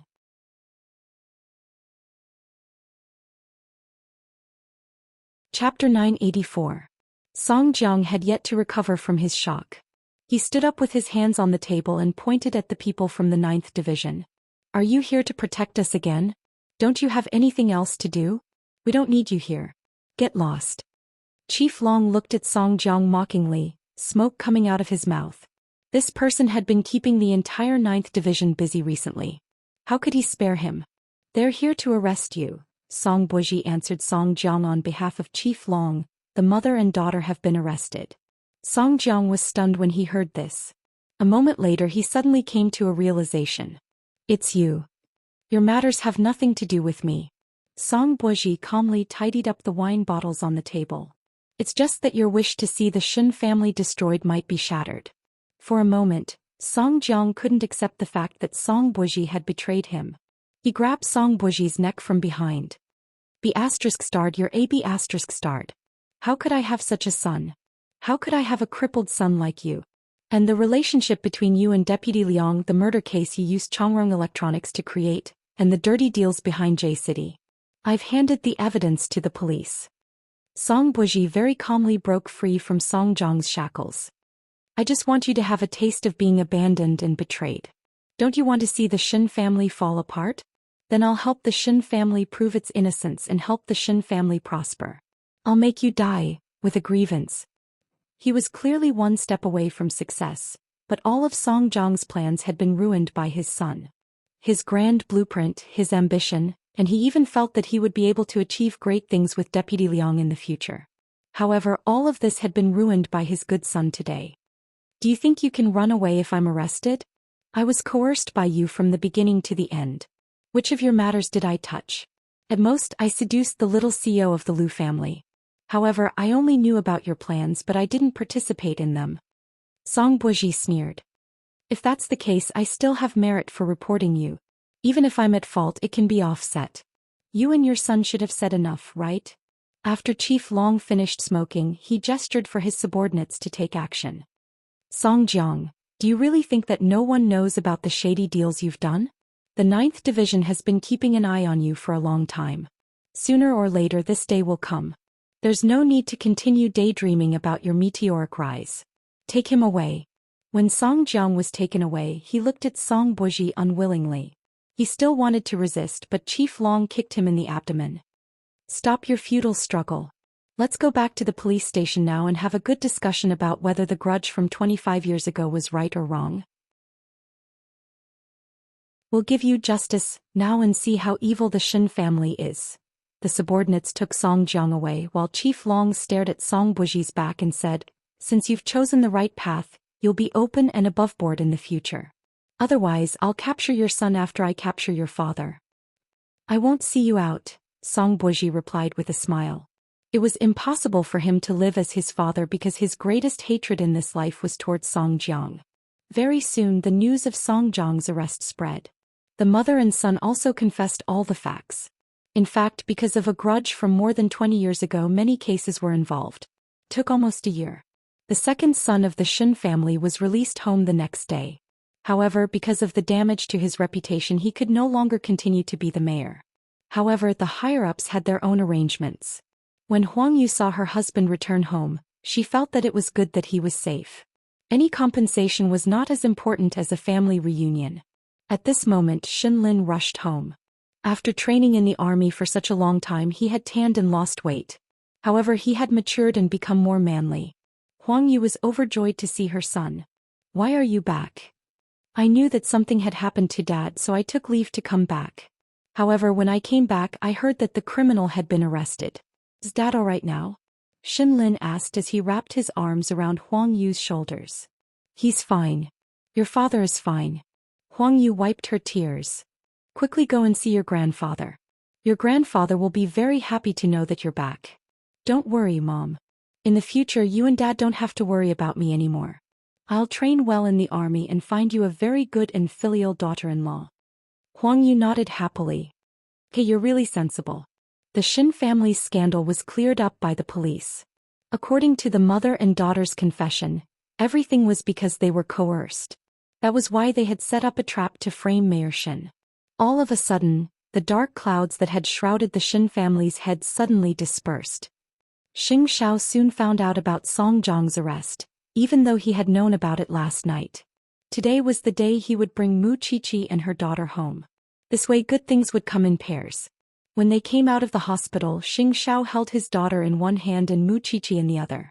After they got into the car, he said to the little thing, Song Jiang has been arrested. Did the mother and daughter confess? Mu Qiqi guessed. It's not all because of the mother and daughter. Song Buji betrayed his father. Last night, in the middle of the night, he took the initiative to contact the people from the 9th Division and handed over concrete evidence. It said that Song Buji deliberately let the mother and daughter out so that the police could arrest them. Xing Xiao answered as he hugged his daughter. In that case, he did a good deed and got rid of a scourge for the people?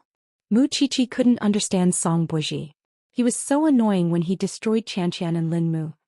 Now he had personally pushed his father into prison. How magical.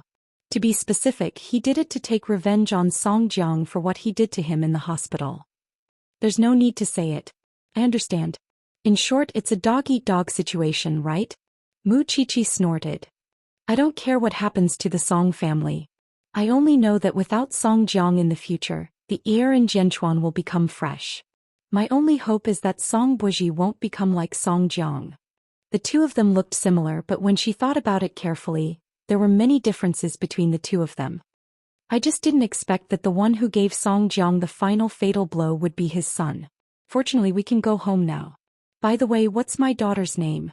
Mu Qiqi still didn't know her daughter's name because no one had informed her. Xingqingwan. All right. It's obvious that she's the type that the old man likes. It doesn't matter. One is pretty good too. Wuxia didn't like this dignified socialite name. She hoped that this child could be as lively and cheerful as her. Xianxia knew that she wouldn't like it, so he kissed her head and said, "If you don't like it, can't you just call her little Qi? Can you be so casual? She's Xianxiao's daughter." Wuxia pointed at the baby in the swaddling clothes and asked with a bitter smile, "Besides, didn't your grandfather give her a nickname? What's her name?" And Wuxia was speechless.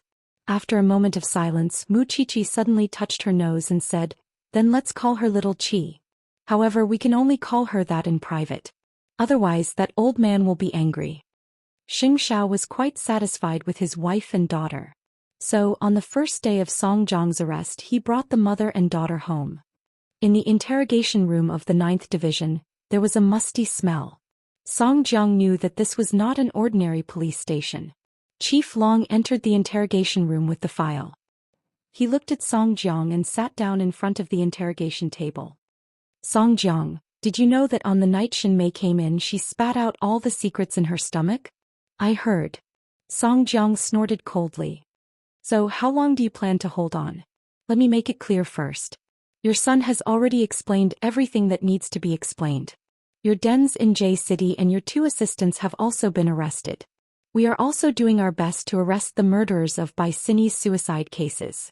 Of course, your good friend Deputy Liang has also been taken away. Do you have anything else to add?" Chief Long asked with narrowed eyes. "Since you already know, what else is there to ask?" Song Jiang asked sarcastically. "Song Jiang, you probably don't know where you've come in." Chief Long shouted sternly. "Let me tell you, as long as the 9th Division wants to, I can make you beg for death. I know you've been brooding over the case from more than 20 years ago, but let me tell you, Song Jiang, not everyone in this world is like the Song family. They can betray their compatriots and their country for benefits. I don't think the Song family deserves to die. They should have died a long time ago. A family of sinners that have been through the ages still has the face to come back for revenge 20 years later. As lowly as an ant." After saying the last 4 words, Chief Long stood up. "I get angry when I see you. You wasted so much of my time. Get someone else." The meaning behind his words was different. It all depended on how long Song Jiang could hold on. Interrogating Song Jiang would take time, but what was certain was that Song Jiang would no longer be able to come out and do evil. However, what Chief Long did not expect was that old Master Shen would use his connections to look for him, hoping to meet Song Jiang. From the standpoint of the Shen family, it was true that Song Jiang had made Jianchuan a mess just to settle the score with the Shen family. The Shen family was naturally aggrieved. "Let old Master Shen come in. Arrange for Song Jiang to be in a clean visiting room. Don't dirty old Master Shen's eyes," Chief Long instructed his subordinates. Shen Jianchuan was also accompanying Grandpa Shen. However, when they arrived at the visiting room, Shen Jianchuan did not accompany the old man in. "Old Chief, I only have 3 minutes." Old Master Shen nodded. He would never make things difficult for others. However, before Song Jiang was executed, he had to let Song Jiang die in peace no matter what. Song Jiang didn't seem surprised to see the old man. "I knew you would appear. After all, the Shen family is so shameless. I'm here today to let you die in peace. Why was your Song family destroyed back then?"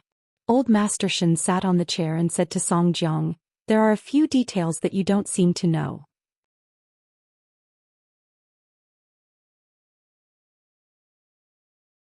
Chapter 985. I'm about to die, yet you're still willing to come. I know you want to tell me that everyone in the Song family deserves to die. The Shen family thinks that they're righteous. Song Jiang closed his eyes and placed his hands on his legs. I only remember crawling out from beside my father's and brother's corpses. I don't want to know anything else. My duty is only to protect the country, so I don't regret executing the Song family at all. However, I have to tell you 2 things. First, your father and brother had a batch of gold in their hands. At that time, because of the uneven distribution of the loot, they even quarreled. Second, before your father died, he begged me to kill you and let your brother go. You must know better than me why your father treated you like this. It's just that you chose to deceive yourself. You claim to have done something amazing for the sake of hatred and revenge, but you just want to prove yourself. Compared to your brother, you won't lose to him. Do you really hate the Shen family? Isn't your father the one you hate more? Song Jiang listened calmly with his eyes closed as if what old Master Shin said was nonsense. However, the soft flesh deep in his heart was pinched in someone's hand. Song Jiang felt as if his heart had suddenly been torn open by someone. The winner takes all. You can say whatever you want now. Song Jiang shrugged. You should be very happy that I was defeated by my own son. You can destroy me without any effort. But let me tell you, old man Shin, I'm not dead yet. Even if I die, I won't let the Shin family off. Your father doesn't care about you. He left all the good things to your brother and gave the woman you like to your brother. You're indignant and unwilling. Why do all the good things belong to your brother? So, on the surface you're avenging your family, but in fact you're indifferent to family love. You don't trust anyone. You even used your daughter and treated your son as a tool because you didn't get your father's true love since you were young. Shut up. Song Jiang couldn't take it anymore and shouted. Why doesn't your father like you? If it were me, I wouldn't like you either. Some people are born to be unable to do great things. Look at you now. Aren't you here? Old Master Shin ignored Song Jiang's emotions and continued to provoke him. And most importantly, you're going to die. You think you can bring honor to your ancestors and hold your head high in front of your father in the future, but you still can't escape the fate of being executed. I told you to shut up, you old thing. Song Jiang was completely enraged. He stood up from the chair, but he couldn't reach old Master Shin. If I were you, I wouldn't even want to be a ghost. After all, if I go down and see people, I'll be embarrassed. After saying that, Grandpa Shin put on his hood and left the visiting room.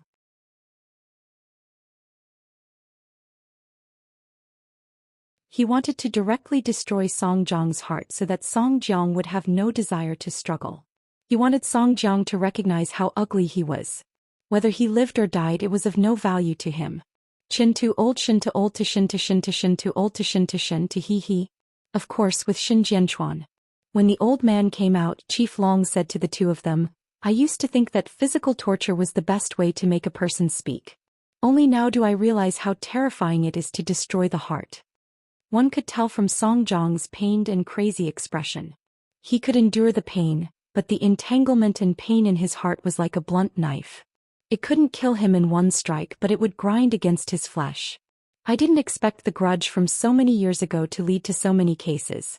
I am also guilty. Old Shin, don't say that, Chief Long replied immediately. Interrogate Song Jiang properly. Don't let those innocent lives die in vain. With that, old Master Shin and Shin Jianchuan left the 9th Division together. The sky outside was gloomy and cold. Grandpa Shin looked up at the sky and suddenly felt a little helpless. Dad, let's go home. Our family is reunited. Grandpa Shin nodded. Soon, the father and son disappeared from the entrance of the 9th Division.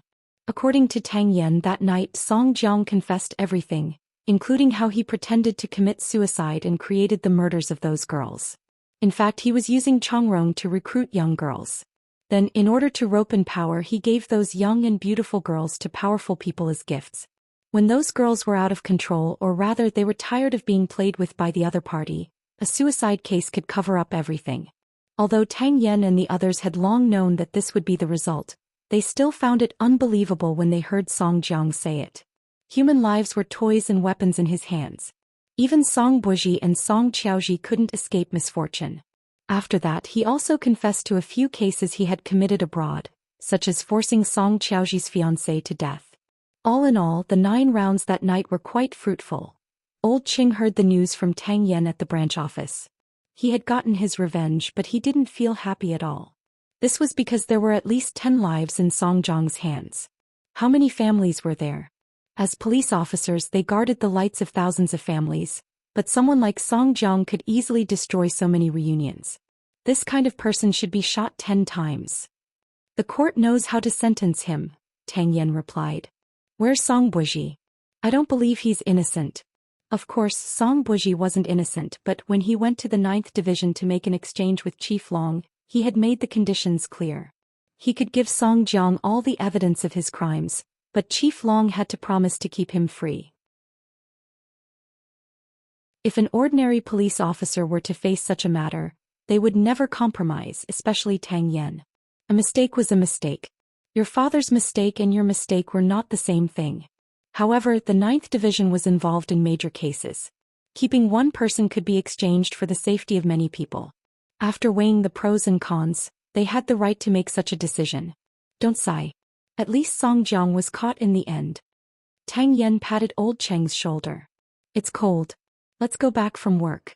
It's time to find someone to warm your bed. Song Jiang was arrested, but Yashang Group did not close down. Song Buji knew that Jianchuan was not a place to stay for long, so he took the last capital of Yashang Group and emigrated abroad. Being disabled might be the biggest punishment for him. However, before he left, he sent someone to deliver a letter to Mu Qiqi. Little bride, don't let me see you next time. Otherwise, I won't be able to resist chasing after you. Mu Qiqi quietly tore the letter because she could imagine how black someone's face would be if they saw it. Mu Qiqi also knew that Song Buji had done many evil deeds, but he had done a meritorious deed by reporting her father. Now he had even slipped away. Moreover, to be liked by such a scumbag, she just wanted to spit on him. Spit on what? Master Xiao asked as he took off his clothes behind her.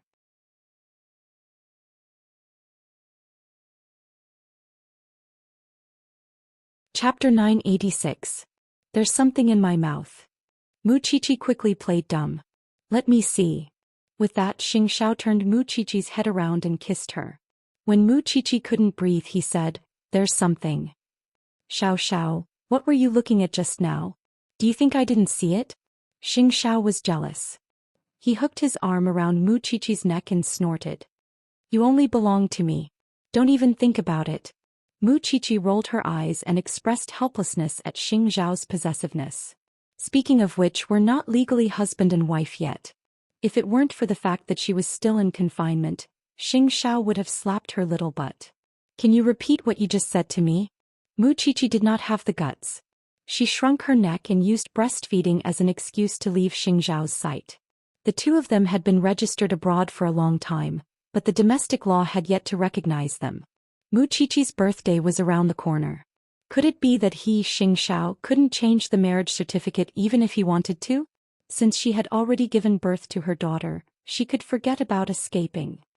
From that day onwards, Mu Qiqi felt that Xianxia had been mysterious all day. Although he had helped her coax her daughter and carry the child as usual after he returned from Zhongting, she still felt that something was wrong. For this reason, she specially went to ask Mama Xing after little Qi fell asleep. However, Mama Xing said that she did not feel that there was anything different about Xianxia and told Mu Qiqi not to think too much. Mu Qiqi finally endured it until Xianxia returned home. When she saw him carrying his daughter the moment he entered the door, Mu Qiqi suddenly exploded. I knew it. Now that you've entered the door, the first person you look at isn't me. Xianxia said coldly, we're not legally husband and wife. Why should I carry you? Mu Qiqi was speechless. I was just joking with you. Did you have to be angry for half a month? Mu Qiqi suddenly felt very wronged. I'm not busy being angry. I'm just busy making our marriage a reality. With that, Xianxia pointed at the marriage certificate on the bedside table with his chin. Mu Qiqi followed his gaze and was stunned. What's this? See for yourself. Mu Qiqi picked up the two red booklets and flipped open one of them. She was confused when she saw a silly photo of herself with Xianxia. This is... Little Qi wants to register, so Dad and I went to move your household registration out of the Mu family. We also changed your age by 1 year. Grandpa Xing went to the Civil Affairs Bureau and said that you're my wife now. So, I'm now Mrs. Xing, who is recognized and protected by the law? Mu Qiqi found it unbelievable. It turned out that it could be done this way. This man was as treacherous as ever. He always had an endless stream of ideas. In my heart, you have always been the protected Mrs. Xing. It was rare to hear Xianxia say such sweet words. Mu Qiqi's face suddenly turned red. Come here. Mu Qiqi obediently returned to Xianxia and was held in his arms. Are you happy now? It feels weird, like I'm getting married for the second time. Mu Qiqi's words successfully angered Xianxia. A certain man's face darkened for another week. This was probably what it meant when they said that those who were favored had nothing to fear. Ever since her daughter was born, other than feeding her, Mu Qiqi had fifth aunt and Mama Xing to take care of her for the rest of the time. As her biological mother, she had very little time to hold her daughter, especially when breast milk could be stored. Fifth aunt would ask her to store enough for a day. Then she could lie in bed and rest well. It was the last few days of confinement. Muchichi would feel uncomfortable at night because if her daughter did not suck, she would feel that her milk was swelling. In the middle of the night, Muchichi sat up from the bed. Xianxia got up as well. What's wrong? Muchichi shook her head and smiled bitterly. I want to feed my daughter. It's swelling here. Xianxia lowered his head and looked at her, tugging at her pajamas. He pressed her down and said, "Didn't you say that she would bite you? I still have to feed her. I'll take it as an invitation from you." With that, Xianxia untied her pajamas as if he was snatching food from his daughter. Muchichi was stunned. This man really did not play by the rules. Didn't you ignore me for a week? I'm just preparing something. Xianxia kept her in suspense. The two of them had been together for so long. Even though they had tattooed each other on their bodies, they did not have any intimate photos. In a few days, little Chi was going to take some photos, so Xianxia had also arranged for him and the little one to take a few sets together to make up for their past regrets. Muchichi was puzzled. She waited for a few more days.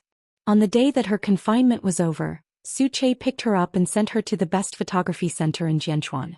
A moment later, Muchichi arrived at the reception center. Seeing that Xianxia was already waiting there, she asked, "Why didn't you bring your daughter here to take photos?" "It's not for her. It's for us." Xianxia hugged her and said, "It's too empty at home. There's no photo of us." Muchichi was about to cry when she heard that. "I'm so fat now. You want me to take photos? But to me, your current appearance is the most beautiful."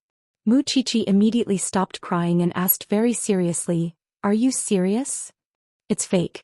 I'm just a woman. No matter how fat or thin she is, I'll just make do with it." Xianxia deliberately teased her. "You don't love me anymore." The photographer was smiling the whole time because he could see what a man was like when he loved a woman with all his heart. Therefore, when Xianxia was changing, he dragged Muchichi to the computer and enlarged Xingzhao's photo for her to see. "Mrs. Xing, your husband really loves you. How can you tell?" "Here." The photographer pointed at Xingzhao and tilted his head to look at Muchichi's photo. "In his eyes, you're the most beautiful reflection." Muchichi's face suddenly turned red. So, in his eyes, she was actually like this. So she couldn't help but cover her face. How could Xingzhao not love her? He simply loved her so much. When Xingzhao came out of the changing room, Muchichi immediately pounced on him and hugged the man. Xingzhao frowned and looked down at Muchichi. "What's wrong?" "Nothing, I just suddenly discovered your secret." She had been with him since she was 17. Now the two of them were already parents. Their relationship did not seem to have changed. In the past few years they only had each other. However, even though their daughter was born, the two of them had many things that they had not had time to do, such as taking photos and traveling. Xingzhao would soon let Muchichi go back to school. However, before that he only wanted to take her abroad for a sweet honeymoon. Time flew by. Soon 2 years had passed. Muchichi, who had graduated from Xingting, had passed the national exam and officially become a forensic doctor. She had returned to the Jianchuan branch office. As for the little darling of the Sheng family, she was already 2 years old. Recently, the thing that gave Muchichi a headache was that the child was very attached to Xingzhao at home and always ignored her biological mother. He could walk now and call for daddy and mommy. However, this child had liked to look at appearances since she was young. She acted cute and relied on her father. Therefore, recently Xingzhao had fallen in love with getting off work early. The moment he returned home, he could see his daughter staggering to him. "Daddy. Daddy." Xingzhao bent down to pick up little Chi and sat down on the sofa. At this time, little Chi would slide down from his legs and lean against his thigh as she sat on the floor and played with toys. As long as Xingzhao moved, she would cry. Muchichi usually arrived home at 8 o'clock because before she went home, she would first disinfect herself and get rid of the smell on her body before entering the house. However, when she entered the house and saw her man being taken over, she was unhappy. "Little Chi, can you return daddy to mommy?"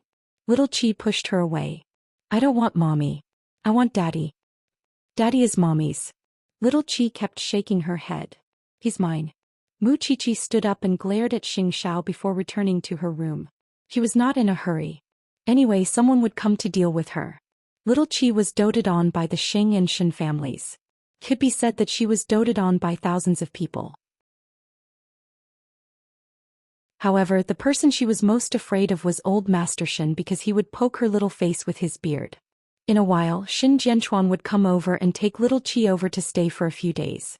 Xianxia enjoyed watching the mother and daughter fight for a man's favor. He picked up little Qi and held her in his arms. Little Qi, do you like daddy or mommy? Daddy. Little Qi was very sensitive to these two words. But daddy likes your mommy the most. Xianxia handed the little cutie to fifth aunt and instructed, don't give her too much sweets. We're going to the Shin family later. It's enough for her. The fifth aunt took the little cutie and nodded. In this family, other than Xianxia, little Qi was the most clingy to fifth aunt, followed by Mama Xing. Muqiqi was barely the second last. Xianxia saw that his daughter was not crying, so he walked back to the room. When he closed the door and saw Muqiqi sighing, he said, do you know that your charm is not enough? It's because I don't spend enough time with her. Muqiqi was also reflecting on herself. But you have to go to work like me. Why do you like our daughter so much? Because she likes handsome men just like you. Xianxia grabbed her and placed her on his lap. It's because she's more like you that I love her so much. But everyone says that our daughter looks more like you, Muqiqi said as she wrapped her arms around Xianxiao's neck. After his daughter was born, Xianxia went for the surgery because he had promised Muqiqi that he only wanted little Qi as his child. He had witnessed the birth of the little guy with his own eyes. For this, he had been angry with his daughter for a long time. Muqiqi was also very satisfied with this. With her daughter around, there would be someone to inherit the love between her and Xianxia. Xianxia caressed Muqiqi's hair and kept sighing. This is my eldest daughter. The one outside is my youngest daughter.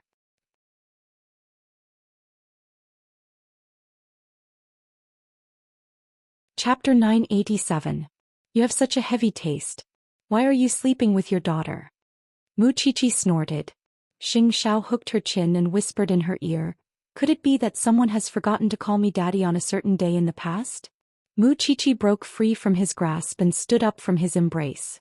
The older you get, the more indecent you become. Xianxia pulled her back and pressed her down on the sofa. Little Qi isn't here tonight. No one will snatch me from you. Speaking of this, Muqiqi was filled with bitterness and tears. Little Qi was already 2 years old, but she was too clingy to her father, so she always slept between her and Xianxia at night. Although Xianxia always quietly carried her to the small bed in the middle of the night, with such a little thing in the middle, they no longer had the mood to do anything else. Who wants to snatch you from her? Master Xiao, get this straight. I'm not even 25 years old this year. I still have a lot of young men looking at me. Is that so? Xianxia leaned over and deliberately left a very clear kiss mark on her neck. I'm also very confused. Who in Jianchuan doesn't know that you're my woman? At this point, Muqiqi felt even more bitter. Other than the group of stinky men at the branch office, Muqiqi had never come into contact with any other men. Everyone knew that she was labeled as this stinky man. You win. You're amazing. Can you? Muqiqi was obviously unhappy. Your daughter loves you the most and is the most clingy to you. Go and live with your daughter. But the one I love the most is you. Xianxia propped himself up and looked at Muqiqi. You're still complaining. Not long after you came out of confinement, you applied to resume school. For the next 2 years, you were so busy every day. If I didn't understand you and let you take care of the child when you went home after work, what would you do? But little Qi really doesn't kiss me. I'll just kiss you. With that, Xianxiao's kiss landed on Muqiqi's lips. I'll let you kiss me all you want tonight. The couple had not been intimate for a long time, so they got entangled on the sofa. It was as if Xianxia had completely turned into a hungry wolf. He went from the bedroom to the bathroom and from the bathroom back to the bed. He took Muqiqi over and over again, not giving her any time to rest. He had calculated that when his daughter went to the Shin family, he would ask her for the interest for the past 2 years. After he was done, Muqiqi looked out of the window and decided not to sleep anymore. It was almost dawn anyway. Thinking that she had to go to the police station for a drug test early in the morning, she propped herself up from the bed. Xianxia put his arm around her waist and pulled her back to the bed. I've asked for leave for you. It's all your fault. You have no self-control. Muqiqi held her waist and felt that her legs were still trembling. You're almost breaking my bones. When Xianxia heard Muqiqi's complaint, he pulled her back into his arms and hugged her tightly. No matter how much I love little Qi, you're my soul.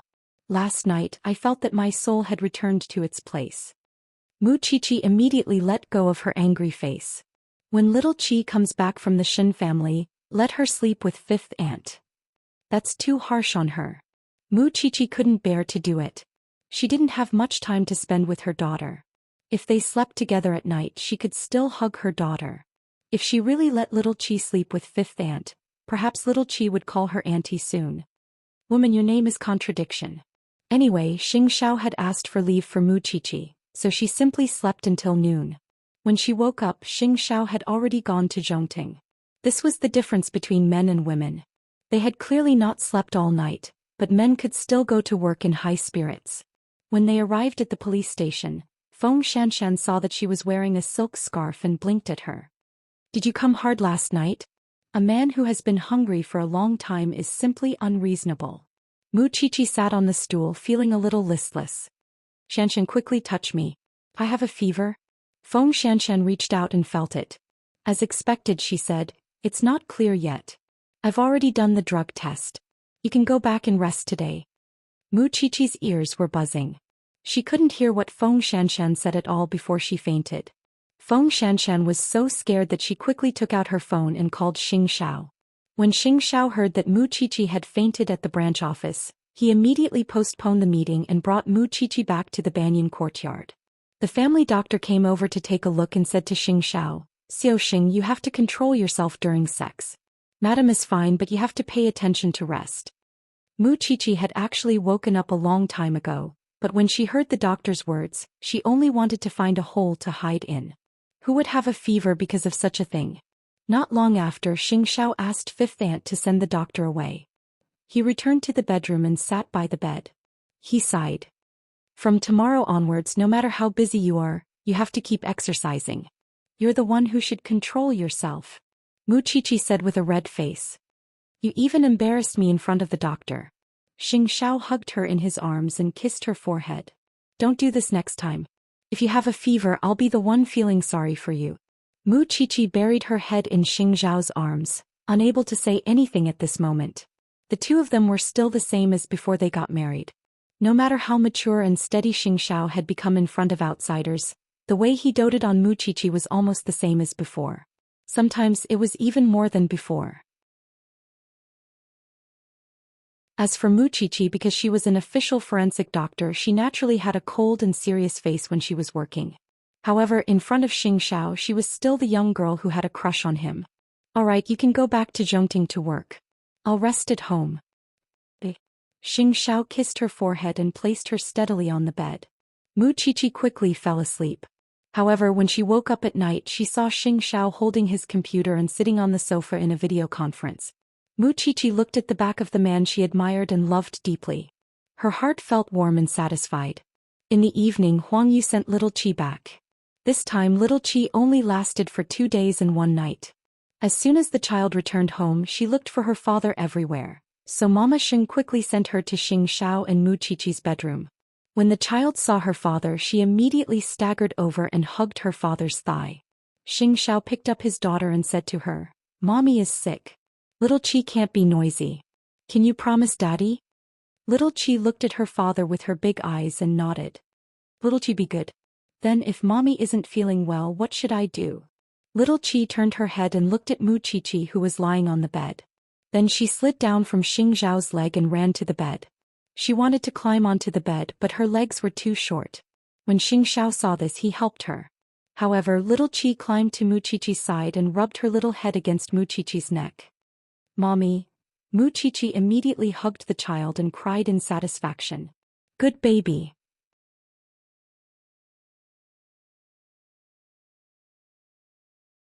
Chapter 988. When little Qi was a little older, Xianxia was much stricter with her. For example, he had to let the little child sleep in her own small room. Also, he would not let little Qi act coquettishly on him anymore. The boundaries were established bit by bit. Little Qi knew that her father was not like before, where she could be hugged anytime and anywhere. Fortunately, the other family members still loved her, so she quickly forgot about this matter and returned to being the happy little girl she used to be. However, she liked her father even more because a little girl's heart was always respectful and loving of her father. Xianxia was more willing to spend time with Wuxia. Recently, this person had been on the legal news because of her profession and gained a large number of fans. How could he not panic? Wuxia could clearly feel the man's change. Although she knew that Xianxia doted on her, her daughter was still so young. Wuxia could not bear to be rejected by her father. Little Chi is our daughter. Of course I love her, but that's different from the relationship between us. Because the person I'm going to spend the rest of my life with is you, so to me the most important person in this life is also you. Little Chi will have her husband to love her in the future, but you only have me and I only have you. From then on, Wuxia stopped saying such things because she knew that this man would know his limits. He could be a good husband and a good father. Recently, during the rainy season, there were many murders in Jianchuan. Wuxia and Feng Xianxian did not relax for a moment in the laboratory. The body that had just been sent was a young man in his early 20s. He had fallen to his death. The family did not believe that the deceased had committed suicide. They asked the forensic doctor to perform an autopsy and give them an answer. However, the family did not tell the forensic doctor that their son had HIV. Therefore, when Feng Xianxian's blood test found that the deceased was sick, she quickly stopped Wuxia and prevented her from performing an autopsy. This person has an infectious disease. Wuxia was stunned for a moment. Thinking of the glove she had just broken, she was a little nervous. Don't touch me either. Wuxia quickly pushed Feng Xianxian away. HIV did not lose its activity when the deceased died. Under certain conditions, even in harsh environments, it could still recover its activity and continue to replicate when it encountered lymphocytes. That was why Wuxia was so nervous. You go and disinfect first. I'll go talk to the family. Feng Xianxian pushed Wuxia to the disinfection room, while she walked out of the lab to the waiting area for the family. Although I understand that you want to find out the cause of your son's death, why didn't you tell us that he was infected? Is the life of a forensic doctor not a life in your eyes? After the deceased's parents heard this, they were a little helpless. We thought that since he was dead it wouldn't be contagious anymore. Do you think a forensic doctor's life is made of iron or steel? Feng Xianxian rolled her eyes. When Tang Yan heard this, he walked out of the deputy director's office. He looked at Feng Xianxian and asked, "What happened?" The deceased was just sent over. The blood was still warm, so we asked Little Seven to do an autopsy. In the end we found AIDS. The couple didn't say anything. Let's go see Xiao Qi first. I'll handle this. Tang Yan patted her shoulder to suppress the anger in her heart. You better pray that there are no wounds on my colleague's hands. With that, Feng Xianxian returned to the lab and carefully examined Wuxia's hands. It's a blessing in disguise, but there are children at home. Go home and disinfect them properly tonight. I'm not going home tonight. I've already called Master Xiao just now. I'll sleep in Zhongting's office for 2 days, Wuxia said. What if there are any wounds that I didn't notice? The little girl likes to kiss me recently. I don't want to regret it. It's not that I'm saying this, but these people are really wicked. Feng Xianxian was dissatisfied. I'll take out the body first and deal with it before dissecting it. Wuxia knew that Feng Xianxian was worried, so she smiled and shook her head. It's fine. Isn't there a special research studio under the CEO? Let him take you to do the examination and disinfection. Got it. Wuxia nodded. In the evening, Xianxia personally drove to the branch office to pick Wuxia up from work. After knowing about the AIDS, he immediately sent Wuxia to the research lab under Zhongting. This research lab existed for Wuxia. Most of the things that were developed were for Wuxia's convenience. After that, Xianxia applied for the patent and put them into production. Don't touch me before the results are out. Xianxia did not care about her. The two of them were one, so there was nothing to avoid. There's nothing on your body that I can't touch. Xianxia held her hand and did not allow her to refute. He directly sent her to the laboratory. After 2 hours of examination and disinfection, the researchers sent Wuxia back to Xianxia's side. Qiuxing, don't worry. We've already thoroughly disinfected madam. Moreover, she won't be infected with the virus. Xianxia held Wuxia's hand and brought her out of Zhongting. Are you relieved now? If you're really infected, at most will be 1. Anyway, we just need little Qi. But I still don't want to go home tonight. I want to go to your office, Muqiqi said as she tugged at Xianxia's arm. You want to sleep in the office? Can I take it as an invitation? Xianxia suddenly turned his head and smiled at the little woman beside him. It's not impossible, but I'll stay with you. You're really not afraid of death at all. Muqiqi could not persuade him. The couple did not go home that night. Although Muqiqi felt that it was indeed a little too much, only those who had come into contact with this profession and this virus would know what kind of feeling it was in their hearts at that moment. It would be a lie to say that she was not afraid of death. She had a happy and beautiful family. She did not want to lose everything because of this. With this lesson, she had to be more careful in the future. Xianxia, on the other hand, looked indifferent. He looked as if he would go to heaven and hell together in life and death. Muqiqi was very helpless, but she also loved him very much. Because she knew that even if she was infected with an infectious disease and had an incurable disease, Xianxia would never give up on her. Late at night, when they were resting, Xianxia pressed her against the bathroom and kept kissing her as if he wanted to tell Muqiqi, "As long as I'm here, even if the king of hell wants to, he won't take you away because I'll snatch you from him." "You're always so domineering," Muqiqi replied as she wrapped her arms around his neck. "So, you have to accompany me until I'm 70 or 80. With that, Xianxia forcefully took Muqiqi and let her feel his presence in the misty bathroom. "Don't let your imagination run wild anymore. Otherwise, I'll make sure you can't get out of bed tonight." You're tuning in to the Zhou Xian's Legacy YouTube channel. Don't forget to subscribe and join us on this journey to catch the most captivating stories.